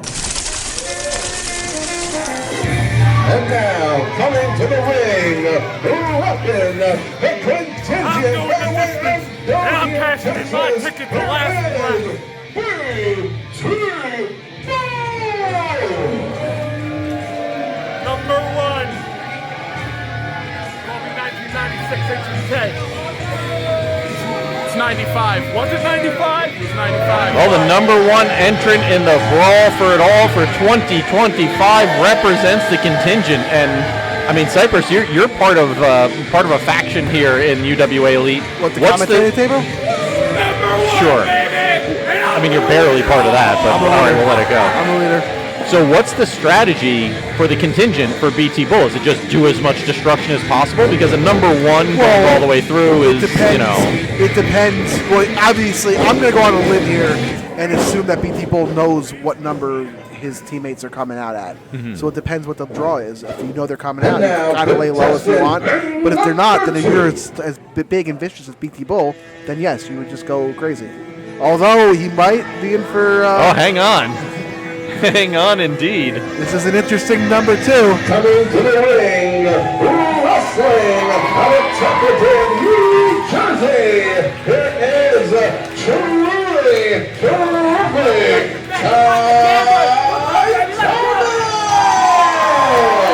Well, folks, are you going to bet on the gambler? I don't know, man. It looks like Hunter Hearst Helmsley from like 2002. Who? Ty Thomas making his way into the ring at number 2. The only Hunter I know is Robbie Roller. Oh, good. That's great. That's a good one. Good job there. Oh, wait a minute. We're behind. Here comes the rest of the contingent, and they're beating the crap out of Ty Thomas. And Eric Corvis making sure that Ref Sharf can't get anywhere near it. And he's not in the ring yet. The match hasn't started. And even if it did, I mean, you can't stop it. This is all legal. There's no disqualification in the brawl for it all. Well, we were asking what the strategy would be for the contingent. I think we're seeing it right here. Just take out everybody as they come to the ring. Now, do you think it's going to be everyone, or do you think it's really just against Ty? I think it's Ty more than anybody else. I think that's certainly a good backup strategy. Man, Ty's going to be taken out before this match even begins. Oh, this isn't good. Oh, Corvis going all the way up top. Oh! Well, we'll Ty out. Do you have a replacement? JC, you might have to be number 2. I don't know. Is that the spot that that SDM was going to take?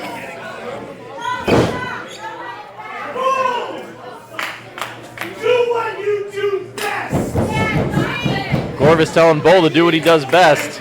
I assume that's going to be just dismantling an opponent. He is very, very good at that. I mean, at this point, I think all they have to do is toss Ty Thomas over the top rope. Well, they got to let Ref Sharf ring the bell first, or Jimmy Storm, one of them.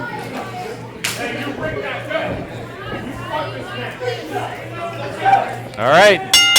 Ref Jimmy Storm says to ring the bell, so ring the bell we do. And the Brawl for It All for 2025 is officially underway. And Ty Thomas is officially under the boots of BT Bull. You know, I had a plan when this match started. I was going to give a lowdown for BT Bull because I have started this match before and made it all the way to the number 30. But I can't even say because I never had people come out and take out number 2 for me. And how many times have you won the Brawl, Cypress? Oh, I'm glad you asked. I've won it 3 times. Has anybody won it 4? No one's even won it 3 other than me. See? That includes Matt Vertigo, who could do it tonight, which we're going to hope he doesn't, and Bose. Yeah. Well, I would hope that. I guess, you know what? I was going to say, well, Bose isn't going to be in the Brawl, but we don't know that. I'm surprised Ty Thomas is still in the ring. I thought he would have just spilled to the outside by now. Well, BT Bull, I think, just trying to make a statement here for the contingent. Stand against us, and this is what happens to you. I'm going to be honest, though. You mentioned it earlier when he was walking out, MC Hell. Mm-hmm. I bet you the betting odds on the gambler now to win, you probably get great odds. Oh, probably, yeah. That's what, a plus 600 probably right around now? You're basically throwing your money away, but, you got great odds. Well, here goes Ty Thomas. No. Maybe not. BT Bull going to just deliver a little bit more punishment rather than look for the elimination. I mean, I get the strategy of Bull of trying to deal more damage, but if you can get Ty Thomas out of the ring early, then you've got 90 seconds just to sit and collect your thoughts. Yeah, I'm surprised BT Bull took that approach. Ty Thomas, springboard crossbody off the second rope. And I'll tell you, this is not a great idea for BT Bull. He should have threw him right out because you don't know who's coming out number 3. Well, we're going to find out in 2 seconds. I do. Oh, boy. I knew this all along. And now, contestant number 3,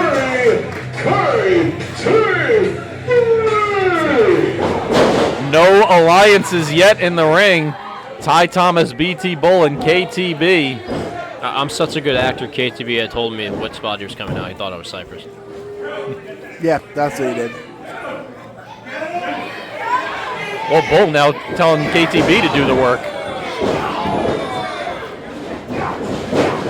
KTB with no loyalty to the contingent, but he sees an opponent in front of him, someone who's standing between him and a date with Eric Corvis for the UWA Elite Championship at last breath. You got to throw 26 other men out of the ring. 27 other men out of the ring. I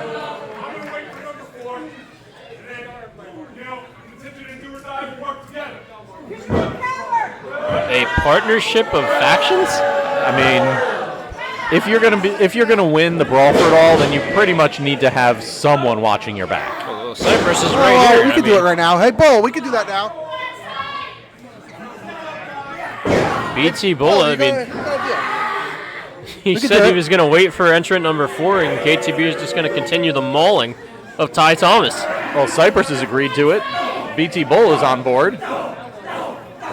Let's see who number 4 is going to be. Ty Thomas making the comeback on KTB, but that was very short-lived. All I'm going to say, this is probably the smartest move BT Bull could have made. I agree. This entire Brawl for All match. Yeah. I may not like it, but it's smart. And here comes It's extremely smart because I know what you guys don't know. Big Dan coming in at number 4. I didn't tell Dan the plan. BT Bull pleading his case, telling Big Dan that Cypress agreed to this temporary alliance.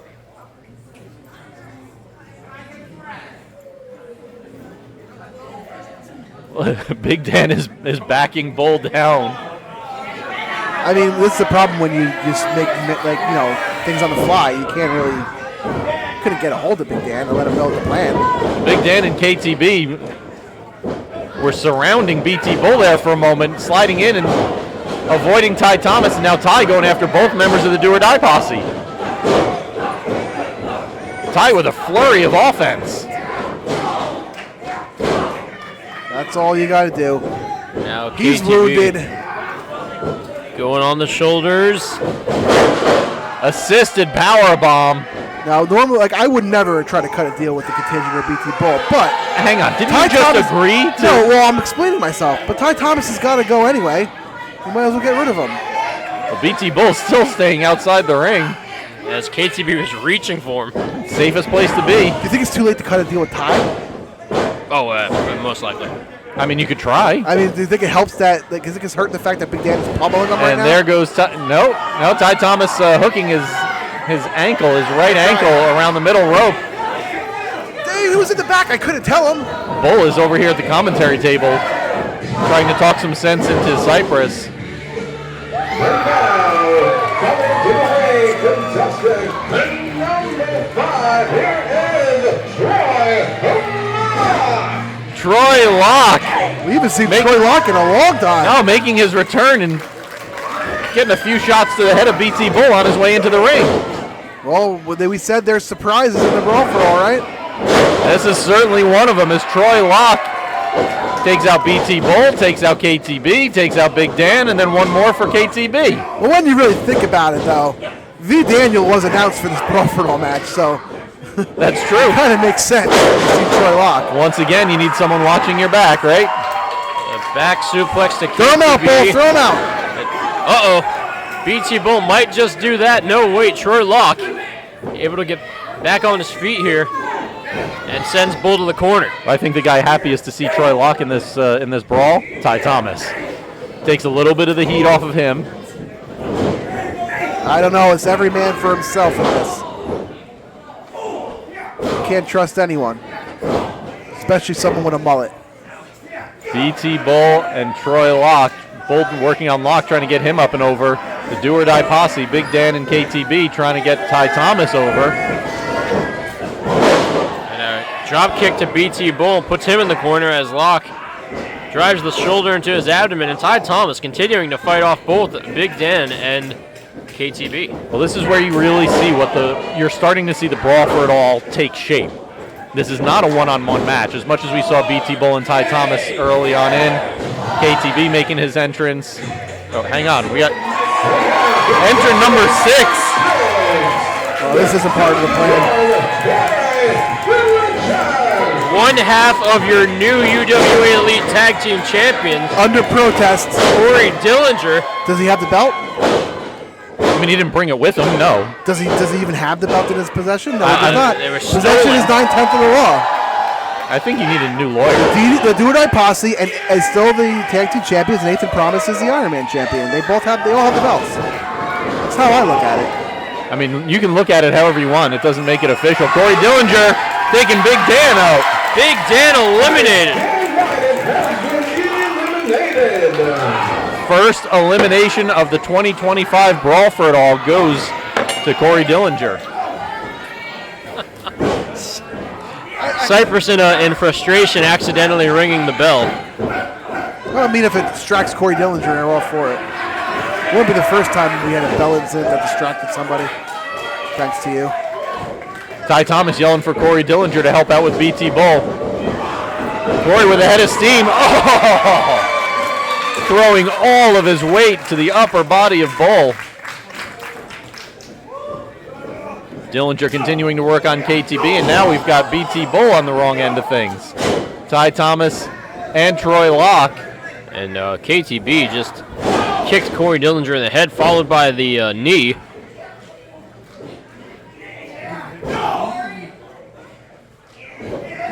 And now shifting his focus to Ty Thomas. Entrant number 7. And Troy Locke is going to get some backup. His tag partner, V. Daniel, making his way into the brawl for it all. Dude, V. Daniel very smartly choosing not to get into the ring right where BT Bull was. Back to back are the tag team partners. Oh, what a shot to KTB. Oh, well, Dillinger quickly breaking up the partnership, but V. Daniel back to his feet. Troy Locke getting the uppercut in on Dillinger.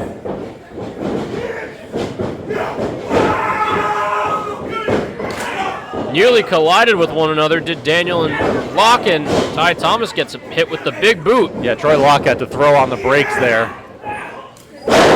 Double team maneuver from Locke and Daniel. The X-Express well represented here in the brawl for it all right now.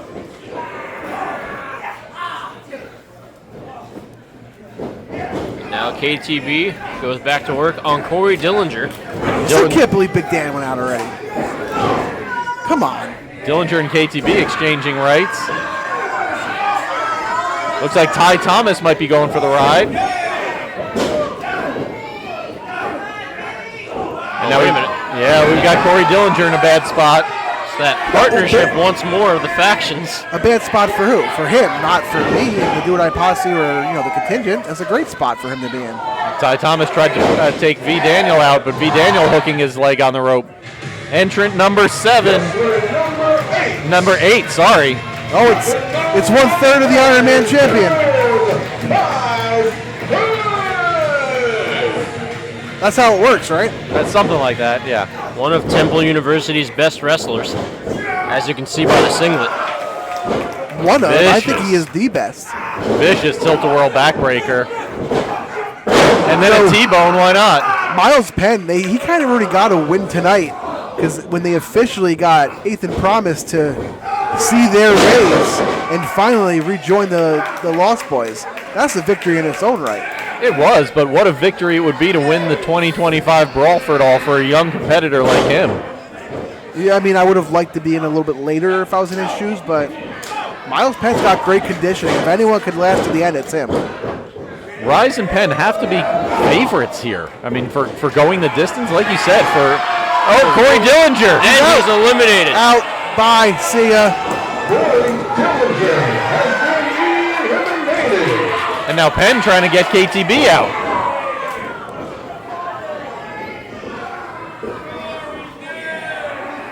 I'm just going to say, that's a big relief to get rid of that guy that early. I mean, Corey Dillinger coming in at number 6 and the second man eliminated. It makes me feel a little bit better about Big Dan being eliminated. I'm sure it does. Sure makes me. Why is he still in there? He was eliminated fair and square. Someone told me a little while ago that there are no disqualifications in the Brawl for it all. Why'd you do that, JC? He's going to come after you. Number 9. He is the leader of the Army of the Great Awakening. Oh, here we go. Well, King Tech, the Red Lion, marching his way around the ring right now. You know, I'm not going to lie. If I didn't have the Do-Or-Die Posse, maybe I would join the Great Awakening. At the very least, I would record it and I would show you guys and you could know what it is. I'm so curious. What is it? I think you should join. I don't know if you're worthy. Maybe you can hold the keys. I mean, Eddie Thomas and Bulldog Pittman have both gotten invitations. And I don't know why either of them took the offer. Oh, technical knockout for V. Daniel. Don't worry, MC Hale. I got this one covered. I was doing my homework, so I had right off the top of the head this time. Now King Tech. Tech going to work on Penn. All right, cool. I couldn't tell for a second.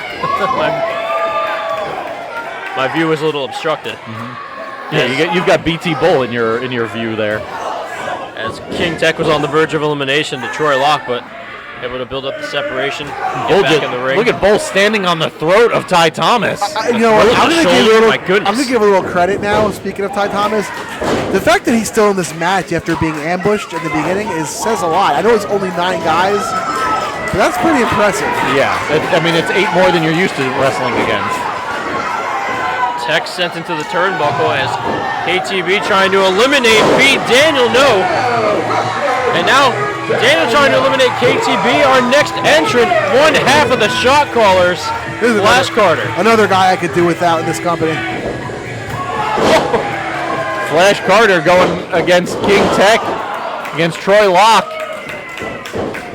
And that's the man he was looking to get a hold of. You know what my favorite part, though, about Flash Carter being in this Brawl for All match is? What's your favorite part? That he's not here at commentary. That's a fair point. We experimented with that one time. We did. Yes, and it was a terrible, terrible experiment. Flash Carter up to the top turnbuckle. Whoa, the athleticism of Carter. We'll call that a leaping cannonball. Man, there's a lot of guys with backup in this match. I'm just thinking ahead. There's Jay Evans in this match. Quite a few. Still got Robbie Roller come. You got a lot of every contingent member. You got Miles Penscott guys. There are quite a few factions being represented right X-Express now. is already both in the ring. X-Express double teaming KTB. And there's surprises. Who knows? Maybe like the Nasty Boys will be in this match. Maybe Marty Jannetty will make a reappearance. Yeah, he's a former iChampion. Former iChampion from UWA Elite. Maybe the Hurricane.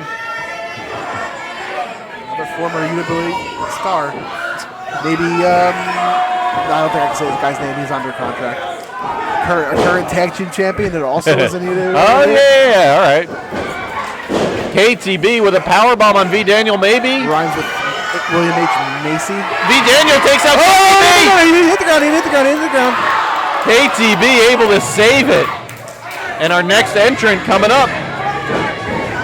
And now, what's your number 11? It is so loud in here, we can't even hear the countdown. Massacre in squaring off against Flash Carter.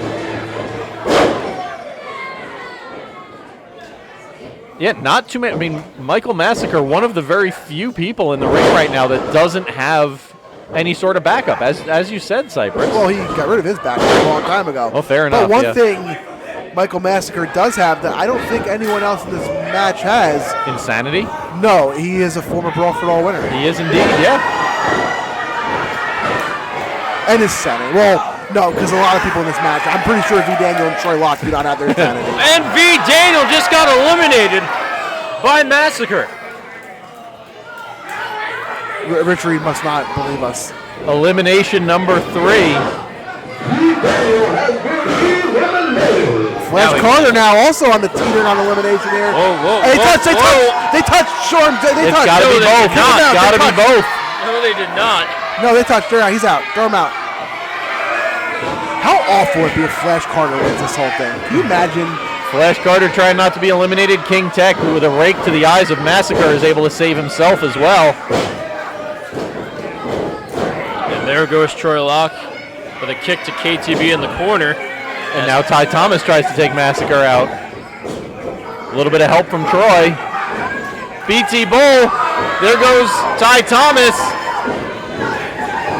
Ty has his arms locked around the top rope, and King Tech trying to assist.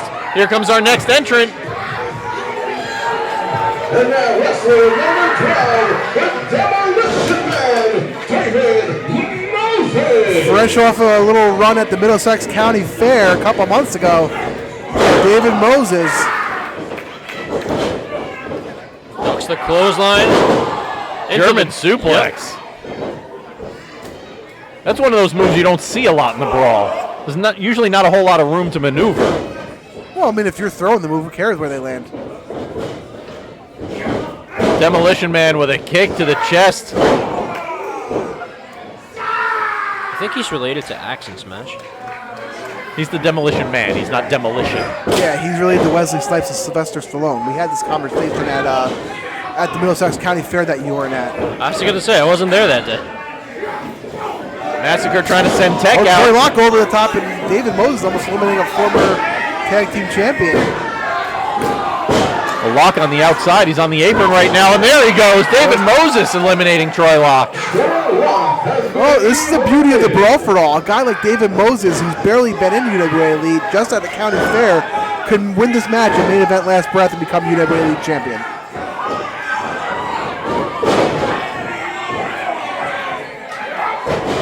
Meanwhile, Ty Thomas, he had BT Bull almost close to elimination there.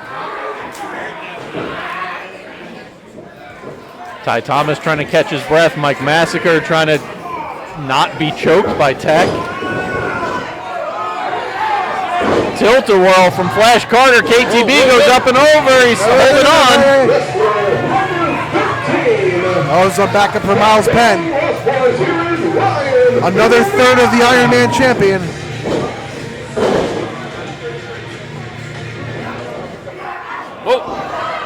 Ryan Rise almost went out as quickly as he came in. Yeah, nearly eliminated within seconds, but back in, and David Moses has a hold of him now. No.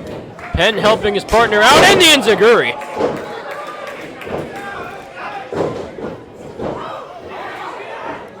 Rise with the Bulldog. But quickly cut off by Ty Thomas. Yeah, short-lived celebration for the Lost Boys. But a double super kick sends Ty Thomas to the canvas. Now KTB and Flash Carter in the corner squaring off.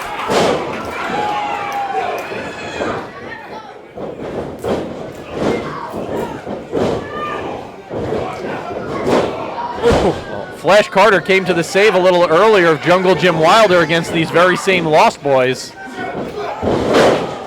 A combination. Yeah, he may be regretting it right now. Clothesline German suplex sends Flash head over heels. Massacre trying to take out Ty Thomas. David Moses trying to collect his thoughts in the corner, but KTB isn't going to let that last long. Yeah, that's not who you want to see when you're trying to collect your thoughts in the corner. Rise trying to eliminate Flash Carter. Here comes Penn to assist him. BT Bull getting a little breather over there in the corner. And here comes the next entrant. The other half of the shot callers. Well, he could have come in just in time, huh? Yeah, perfect timing. His partner's on the brink of elimination, but he still has time to fist pump. Jay Evans fist pumping his way into the Brawl for it all. Elevated powerbomb. And the power slam to Rise. My goodness. That snap power slam that Jay Evans can throw at you is just amazing.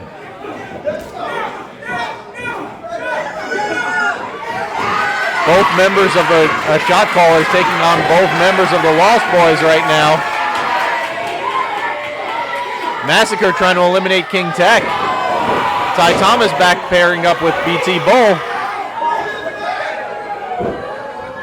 What the? Synchronized super kicks from the shot callers.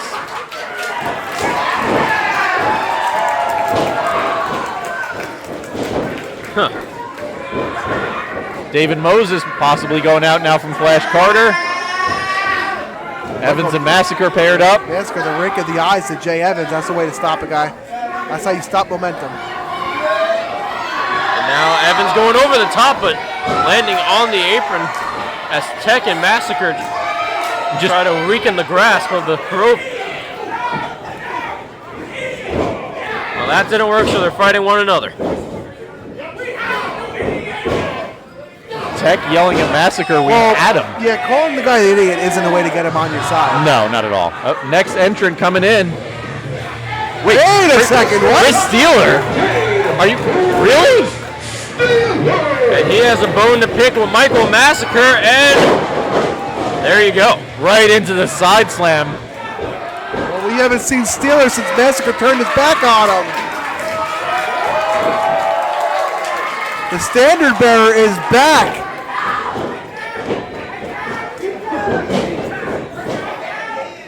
Steeler with a head of steam, looks like, going to try and take out Massacre.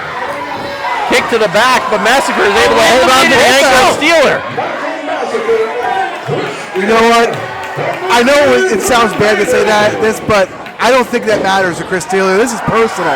Yeah. This isn't about the brawl for all for Chris Taylor. No, there's no tag team championship here. There's no Chris no titles on the line. Chris Taylor and Michael Massacre were like brothers. And Michael Massacre turned his back on him, and you could see the animosity now. Yeah, when Max Bane is the glue holding your tag team together, you're in big trouble. Couldn't even keep a tire together.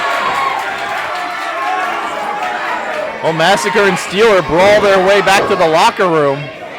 Dang, Cypress, that was perfect timing. He didn't catch on, huh? I was listening. I was watching KTV almost eliminate Jay Evans. The big pump kick from Ty Thomas to the face of BT Bull. Both men down. Miles Penn in a bad spot. Moses can just push him off the top turnbuckle. Wait a minute. Ryan Rise has no idea either.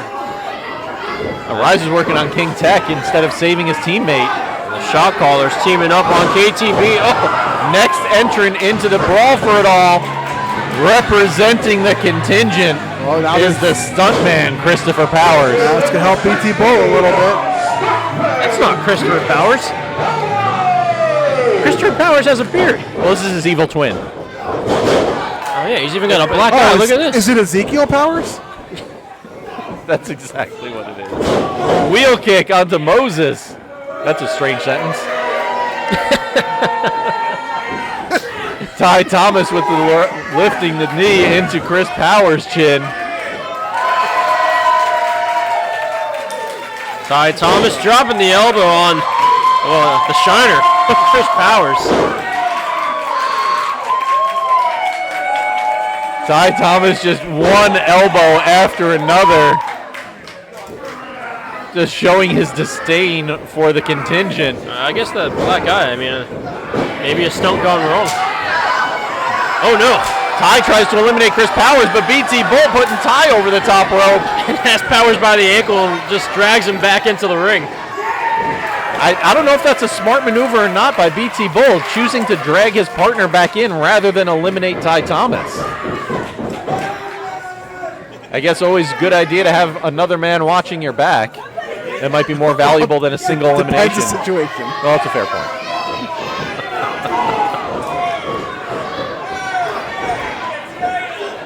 Well, and so that was entrant number. That was number 16. And BT Bull and Ty Thomas are both still in this match. True, yeah. And so's KTB, number 3 in the match. Wrestler number 17.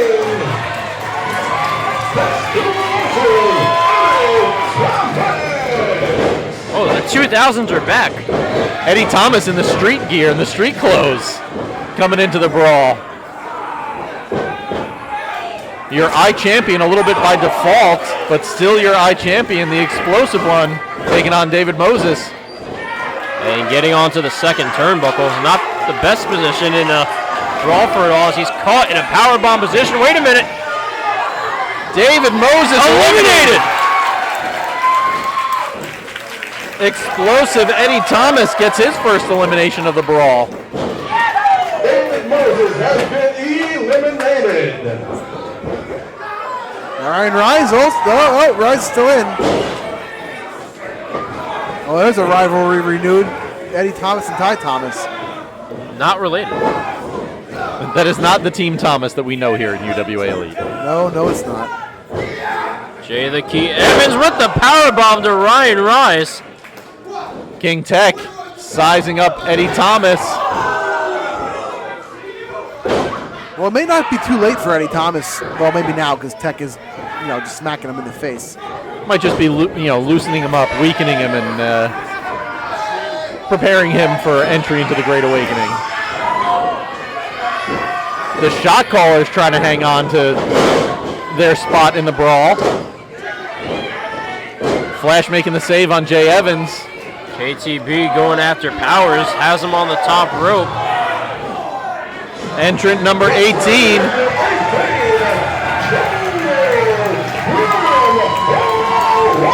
How fitting. The man who's going to have his 18th title defense at last breath is number 18 in the brawl for it all. He might have something to say to the Lost Boys here on his way in. Big hip toss by the Iron Man champion.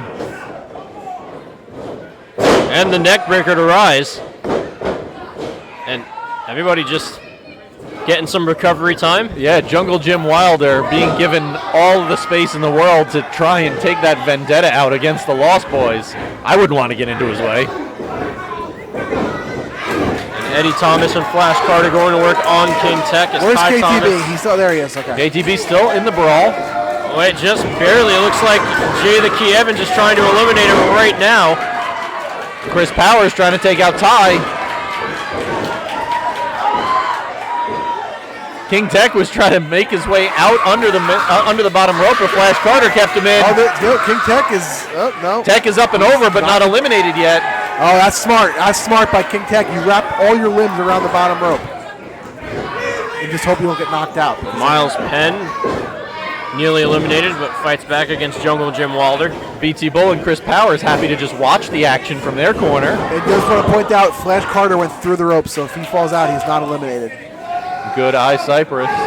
Not really. Actually, have terrible vision.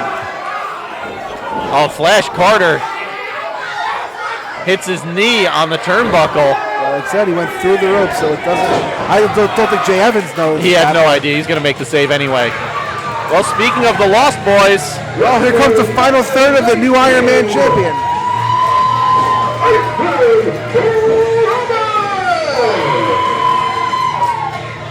There he is. Iron Man champion. Wilder yelling to promise to. Iron Man champion. Yeah, Wilder yelling a promise to give it back. Hey, if you just walked into the show right now and you saw that, what would you think? I would think Sean Damage McNellis' influence has taken hold on Athan Promise. Yeah, you remember that, don't you? No, I really don't. You don't, Cypress. That's insane. I set you up for that and you blew it? I remember it. Sean Damage McNellis a few years ago had declared himself the Iron Man champion, stealing the belt and coming into the brawl for it all with it. Oh, I don't remember that. How many years ago was that? Do you remember him eliminating me in that same brawl for it all? Oh, that I remember. I tried to call him out for it. That part I remember. I remember KTB scaring JC out of the brawl for all too. I will say the only man in professional wrestling history who has a victory over me is Sean Damage McNellis. I mean, well, it's not official. I think you're still undefeated in my book. Thanks, Cypress. Lost Boys trying to take out the shot callers. Flash and Evans. Oh, they both got eliminated. But look at Athan Promise. There you go, Athan. The re-established third member of the Lost Boys takes out both of the shot callers. Now there's one more behind him.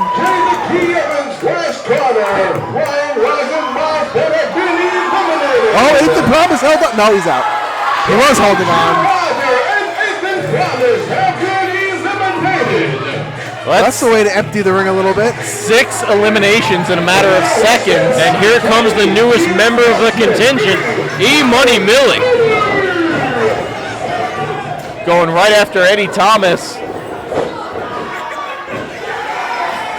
And a blue thunder bomb.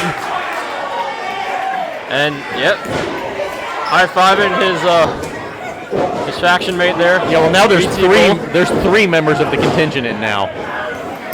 And there's a lot of hijinks going on outside the ring with the shot callers and the Lost Boys. Along with Jungle Jim Wilder. I was going to say, you had me there for a second, Cypress. It almost is bad. I gotta take a drink. I nearly gasped. King Tech trying to let the contingent know that he has no problem at all with them beating up on Ty Thomas.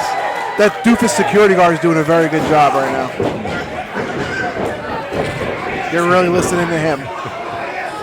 Way to insert your authority. Respect my authority.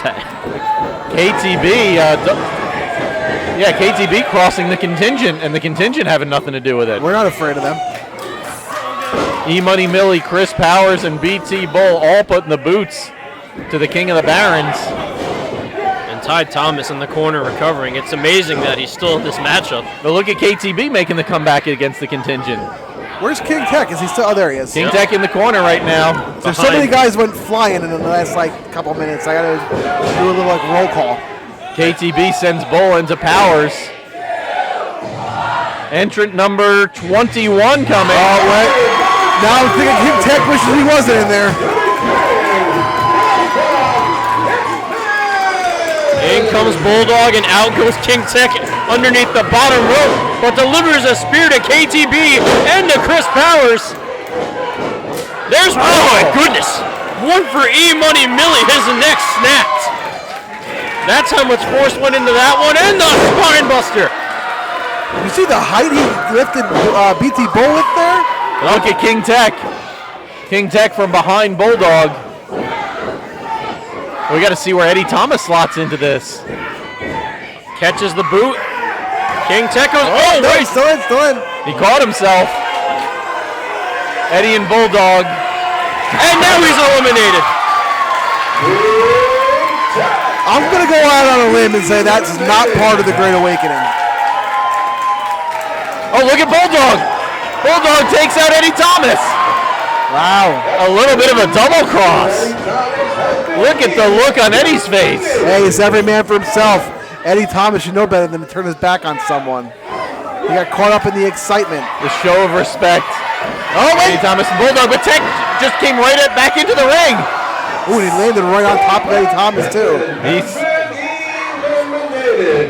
sending Bulldog on top of Eddie Thomas, and then King Tech running for the hills, and that's not a bad idea, because yeah, I wouldn't stick around if I was him. Eddie and Bulldog are going to go looking. Eddie telling Bulldog, I had nothing to do with that, man.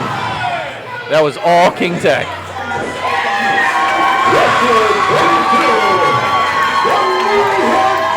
And now, the man who has won 2 of the last 4 Brawl for It Alls, Matt Vertigo. New York Drip in the ring. You know, I don't like to share my records, so I really need someone to throw him out. And E-Money Millie going after Ty Thomas. Trying to eliminate him in that corner. The contingent continuing to focus their efforts on Ty, the former member of the contingent. Now BT Bull giving Ty Thomas some height. Easier way to get an elimination. Oh, is this going to be the end of Ty? It looks like Vertigo and KTB fought to a stalemate. They're going to renew that right now. A flurry of chops from KTB onto Vertigo. Looks like Ty Thomas has fought off the contingent for now. KTB just stomping Matt Vertigo.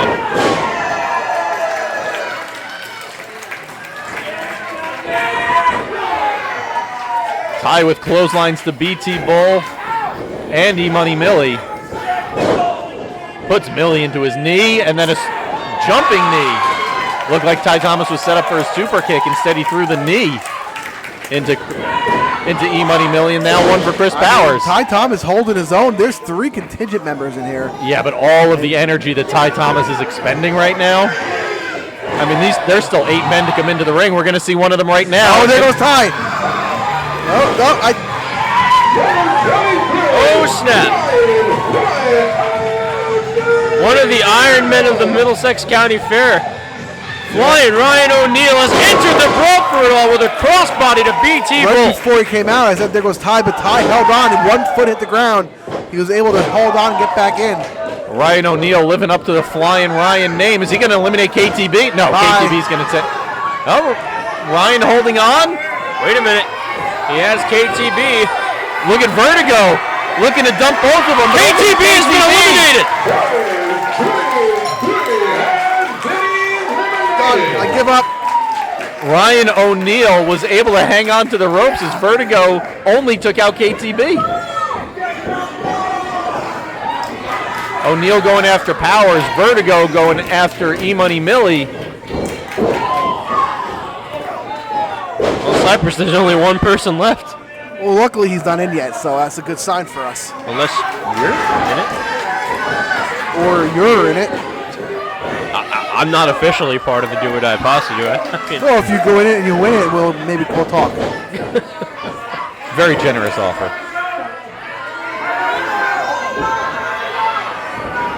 Millie looking to put out Vertigo. Chris Powers going to help the effort. I mean, that'd be a huge elimination to add to the resume of E-Money Millie. And KTB's trying to drag him out also. KTB's already been eliminated. Now we've had so many people come back in. Now he can't do it. Do we not watch what King Tech just did 5 minutes ago? I mean, I didn't like it when Tech did it either. Vertigo sending Powers up and over. Powers able to catch himself also. Oh, God. You know, when you're angry, this is not the guy you want to see. He's healing his head with a Capri Sun. Well, that is, I believe that is every eligible member of the contingent. Unless there's more. That's true. You never know who they might have bought off at intermission. There's never enough colored polos. Wait, Cypress is leaving his position at ringside again. Looked like he was trying to talk KTB down, but KTB sprinting over. Cypress, what was that? I tried to help. I tried to get him to come back, but he didn't want to listen to me. I actually have to give Cypress credit on this one. I I think he was actually trying to talk some sense Well, I don't need any suspensions. into the King of the Barons, but KTB just, hey, Jeez.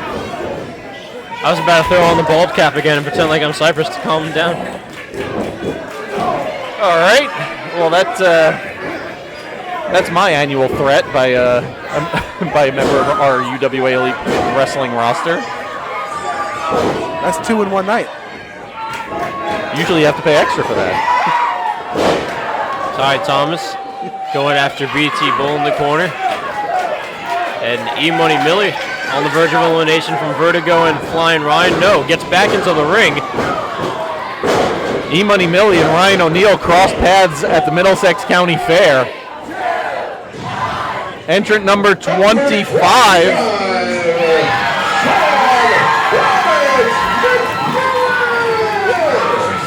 Why is Ryan T wearing a cone? Why does Ryan T wear any of the things that he chooses to wear, I think is a better question. Oh, there was a fan wearing that cone. I don't know if he stole it from him or he gave it to someone else to put on his head. SDM. It looked like it was going to be a devastation, but instead, trying to send Ref Ryan T out. Ryan, he had. Oh, thanks for coming, Ryan. Ryan T had his legs wrapped up in the ropes. I think Daddy Corvis might be disappointed. And Vertigo. Yeah, Vertigo and Damage. Damage, yeah, nearly eliminated there. And same thing with Ty Thomas and Flying Ryan. Well, Vertigo with a little bit of an assist on the elimination for Ryan T. I didn't notice the Damage when he came out. Did he kiss the feet of Dave Swan when he walked out? Because he shouldn't be in this match.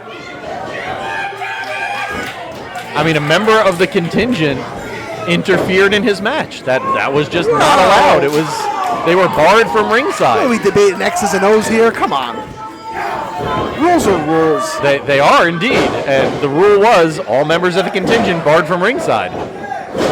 E-Money Millie, the newest member of the contingent, made his presence known, and so we have SCM in the brawl. If he was a stand-up man, he would retire.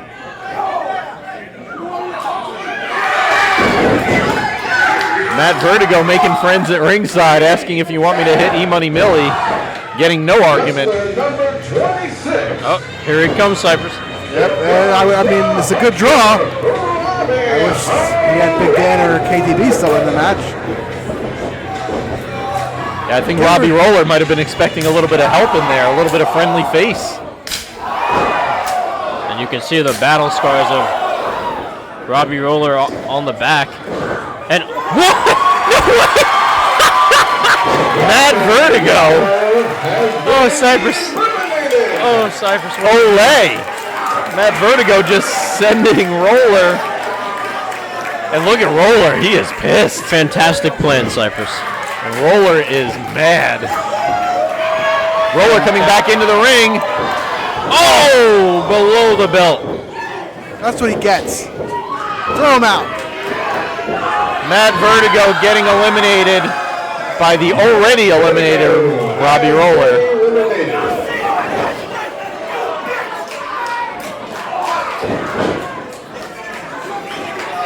Ty Thomas trying to throw E-Money Millie out. Powers trying to... Is that Flying Ryan O'Neal over there? Yes, it is. Well, I think we can safely say a member of the Do or Die Posse is not going to be winning the UWA Elite Brawl for it all this year. We have got E-Money Millie, Chris Powers, and BT Bull, all three men in the contingent. Sean Damage McNellis, Ty Thomas, Ryan O'Neal, none of them with any affiliations. Oh, snap. TJ Blade. Number 27. The need of Powers. Oh my goodness, swiping Powers out. Now, remember when retirement meant you retired? Yes. How many, like, TJ Blade is like he's like the new, like, Ric Flair / Terry Funk. How many times can you retire and come back? TJ Blade taking everyone out. Unfortunately, none of them getting eliminated from the Brawl. TJ Blade is a former Brawl for It All winner. Now trying to eliminate Flying Ryan O'Neal. Not a bad idea. Ryan O'Neal, this is his very first Brawl. Doesn't have the experience, so Blade going after him makes a whole lot of sense. Point out real quick, we'll just do this real fast. Number 27 with TJ Blade. Still in this match are Ty Thomas and BT Bull. 1 and 2. True, yeah, number 1 and number 2 still here. Number 3 KTV was eliminated. Isn't that right, Cypress? Don't push me, Hale. Let's see here. KTV eliminated. Big Dan eliminated. And Robbie Roller eliminated within seconds. My goodness. But you know what makes it a little better to know that Corey Dillinger and Matt Vertigo are out too. And the shot callers. Damage right now trying to take out E-Money Millie.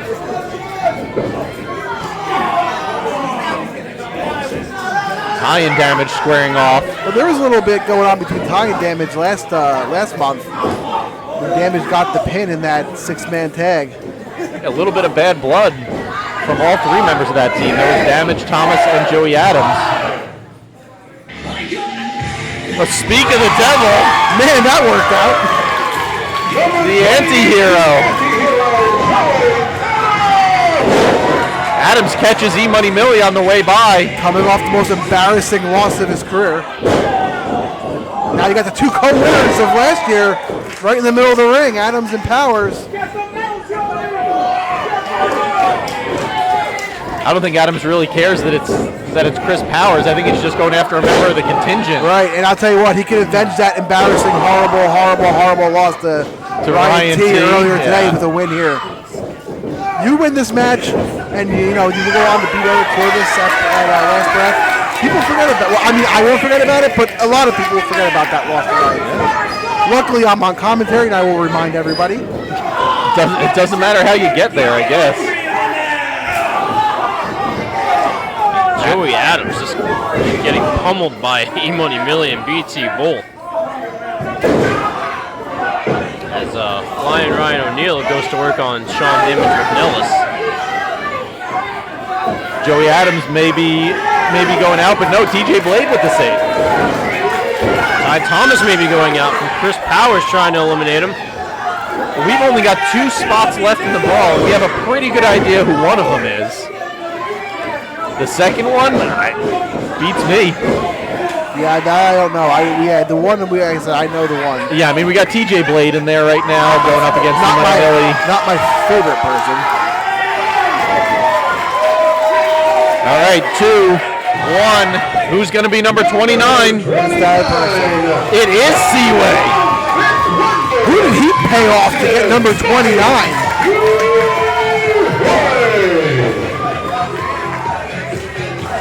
All right, both members of the Bro Team pack in there now. Well, don't forget, last year, those 2 members listened to the man that he's holding on his shoulder right now, Christopher Powers, and they eliminated themselves. In service to Chris Powers. Yeah, where did that got you now? Yeah, Joey Adams not taking the bait on that, and that was the end of Joey Adams' run with the old guard. Yeah, in retrospect, not the best decision between Seaway and Blade there. No, maybe not. The Protein Pack going to work on E-Money Millie. A drop set from the Protein Pack.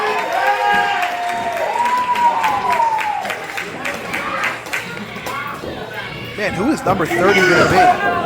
That's everyone I can think of. We have everyone that's listed, so it's got to be someone we don't know. It's got to be someone who. Yeah, I mean,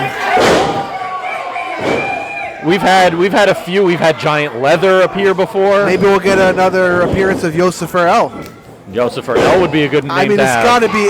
It's got to be. Yeah. I'm hyped. All right, we're going to see who it is in just a minute. We don't have too much longer until number 30 makes their appearance.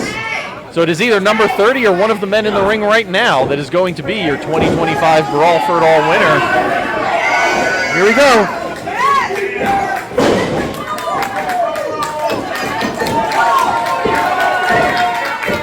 Ty Thomas and Joey Adams putting the boots to Chris Powers. Here we go, 2, 1, and number 30 is... Yes! Yes! Yes! Yes! Really? Yes! Yes! Yes! Yes! 1,000 times! Yes! Are you kidding I me? told you to be someone huge. It is to someone that's hyped up.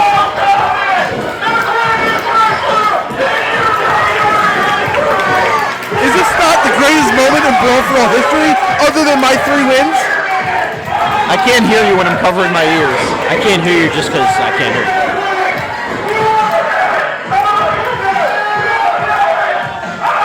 What a great moment. This isn't great. Now Is we he- got to sweep all that stuff off. Is he even going to get in the ring? I hope not. Then he can't get eliminated.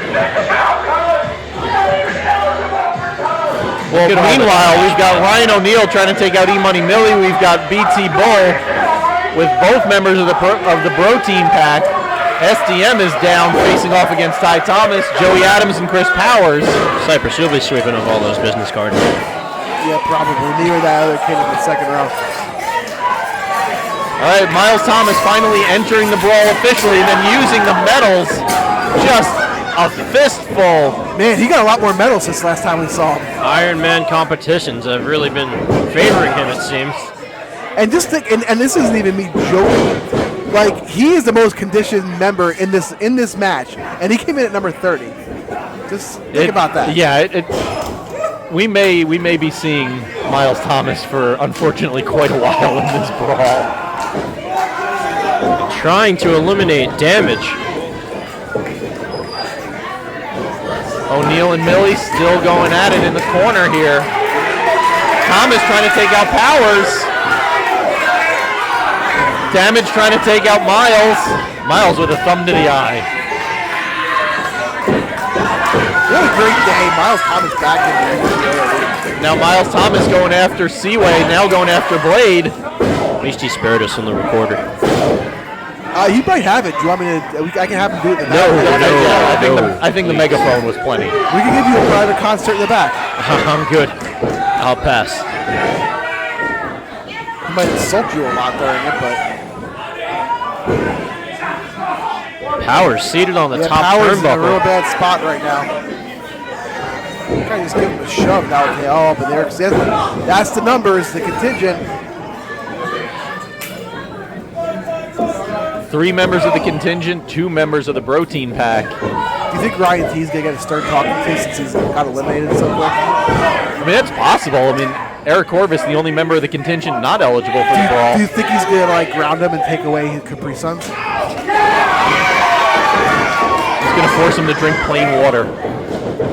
Flying Ryan O'Neal and Miles Thomas going at it. All but raking the eyes. That'll stop the exchange of strikes. Miles looking for his first elimination of the brawl, trying to take out once again the young Ryan O'Neal. Again, going after someone without the experience. Not a bad strategy from Miles. Oh, no. Miles going up and over, but is able to save himself on the apron. Chris Powers, unlikely, coming to the rescue. Oh, no, he's still in. E-Money Millie and Chris Powers, and then and there he goes. He's not in anymore.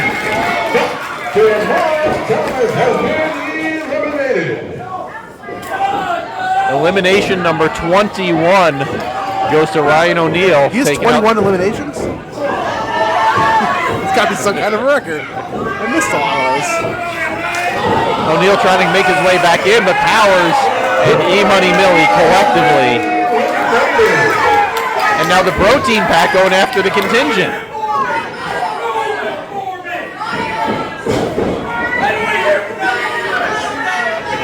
SDM holding on to BT Bold, making sure that he can't join the fray. Joey Adams toe-to-toe with Ty Thomas.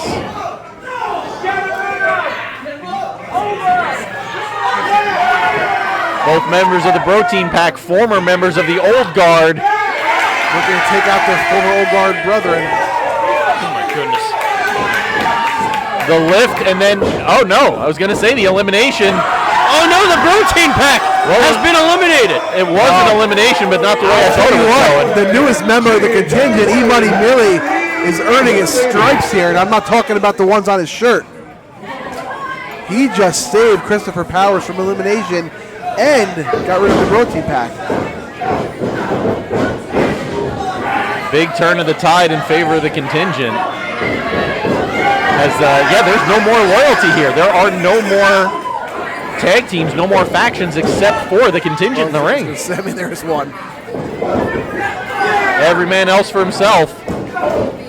Well, and if the contingent, if the 3 men of the contingent are the ones left at the end of the brawl, are we going to see a repeat of last year? Oh, God, I hope not. Are we going to see Eric Corvis come out, decide who his opponent at last breath is going to be, and then the other members just eliminate themselves? I mean, we know Chris Powers has some experience with that tactic. Yeah, he worked for him once. He should try it again. BT Bull, Chris Powers, E-Money Millie representing the contingent.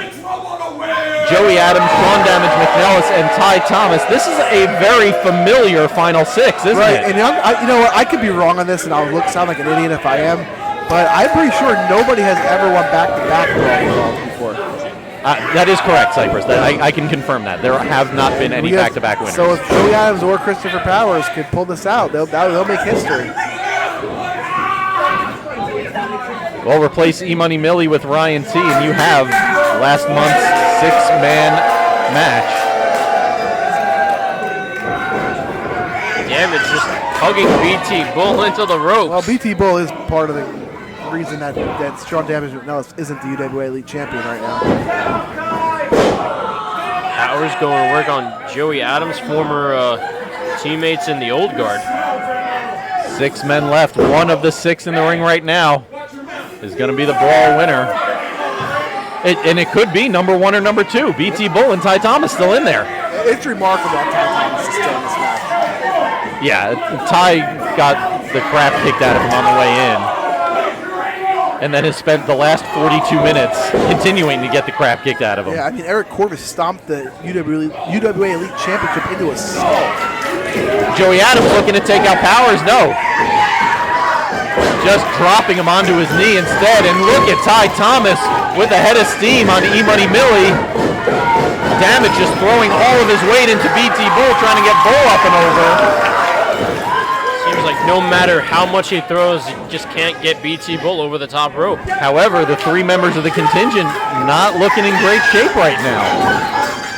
Well, it's essentially 3-on-3. I think Ty, Damage, and Joey Adams have realized that's how they got to do. They got to work together. Yeah, a tenuous partnership happening right now. You know, they failed to work together last month, and I think maybe now they realize they have to. Well, I mean, Damage didn't fail, but you know what I mean. Ty Thomas once again in a bad spot as E-Money Millie trying to eliminate him. Finally gives up on it. Now, contingent just got all 3 of them in the center of the ring.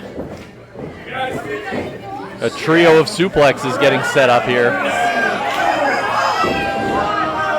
Joey Adams trying to fight his way out of it, not able to.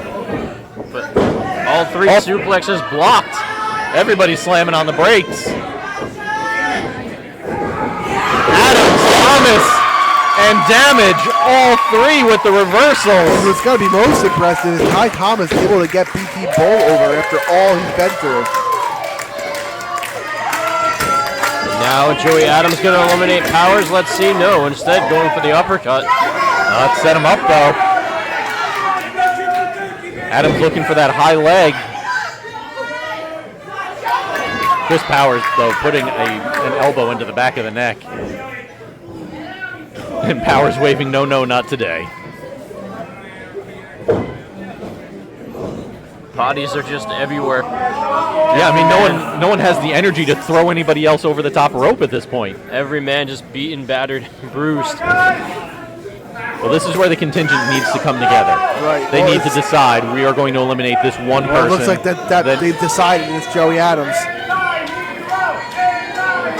Bull, Millie, and now Powers. Everybody grab a leg and try to eliminate the anti-hero. But here comes Ty and Damage to try and send Powers out. Powers able to keep his feet. Joey Adams able to keep his feet. Look where they are. Exactly how they were last year at the end of the brawl for all. Both on the apron, have to go over the top rope. And right now, it doesn't matter if they both hit the floor at the same time. They're both just getting eliminated. There's four more in the ring. This will make Dave Swan's job a little bit easier than last year.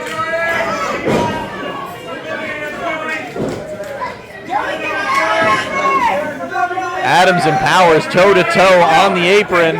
Oh, wait, no. Able to escape Joey Adams, and Powers met with a back elbow. Has him in a daze. Wait, the neck breaker just happened last year. Neck breaker. Is history going to repeat itself? Is Chris Powers... Oh, no. Joey Adams fell as BT Bull and E-Money Millie held on to Powers. That we almost had a repeat of last year, but Chris Powers better thank E-Money Millie and BT Bull. And now Millie, look out behind you. SDM. The Powers come back under. Ty Thomas eliminated. I guess he did it. And a devastation to E-Money Millie. And Millie eliminated. And now BT Bull is all alone. Oh, those are two very unfriendly faces across the ring from Bull. The man he betrayed and the man he cost the UWA Elite Championship. Oh, Bull trying to hype himself up a little bit. The chant of get the Bull. BT Bull with just a scoop slam onto SDM. And then one for Ty. Bull doing dishing out some punishment right now, not looking for the eliminations. I mean, he's got a point.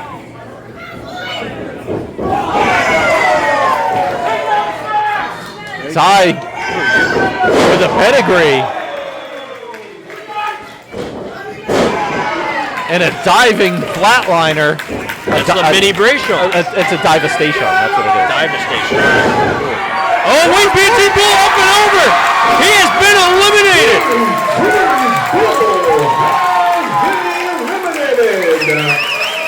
We are down to the final two in the brawl for it all. I have trouble hearing you guys. The eruption from the crowd when BT Bull's feet hit the ground was enormous. It will be either Ty Thomas or Sean Damage McNellis meeting Eric Corvis at last breath. A lot of history between these two. Ty Thomas, number 2 in the brawl. SDM, the man who got screwed out of the UWA Elite Championship and had to enter the brawl. And a bunch of right hands raining down on both Thomas and Damage, but Damage already going for the ride over the top rope. Oh! Nearly slipped off the apron. Ty doesn't see it. Ty doesn't see it. And now trying to get Ty Thomas eliminated up and over the top rope. No holding on for dear life. Ooh, whoa. Ty almost falling out of the ring. Back under the rope he goes. Both men now both solidly in the brawl. Off of the ropes, reversing the Irish whip, and whoa, Ty Thomas, wait. He's still in. No, not even 1 foot. Ty catching himself. Coming back into the brawl. Now Damage with a little extra flair. And Damage is out! Ty Thomas is the Brawl for it all winner!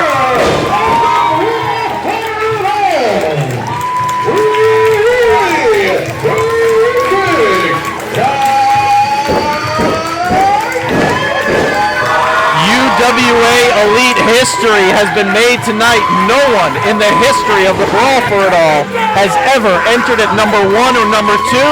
and won the entire thing. Ty Thomas going through 29 other competitors, winning the UWA Elite Brawl for it all, and he is going through to last breath with a shot at the UWA Elite Championship against the man making his way through the curtain right now, representing the contingent, the mat mechanic, Eric Corvis.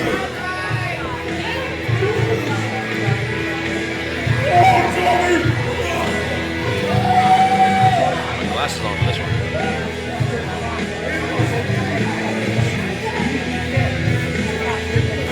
Well, there it is, UWA Elite Army. There is your main event. The final match.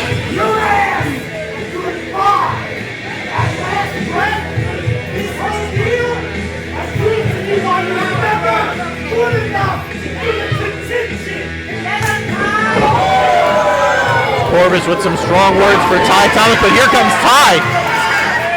Corvis.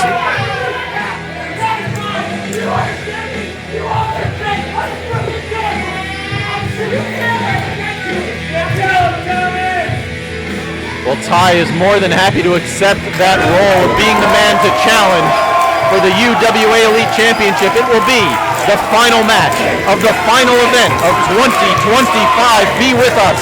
Last Breath, Saturday, November 8th, right here at the South River VFW for JC, for the UWA Elite Hall of Famer Cypress, Shannon May, Rich Reed, President Dave Swan, and all of us here at the UWA Elite. This is the man of 1,000 spreadsheets, MC Hale, saying we will see you at ringside.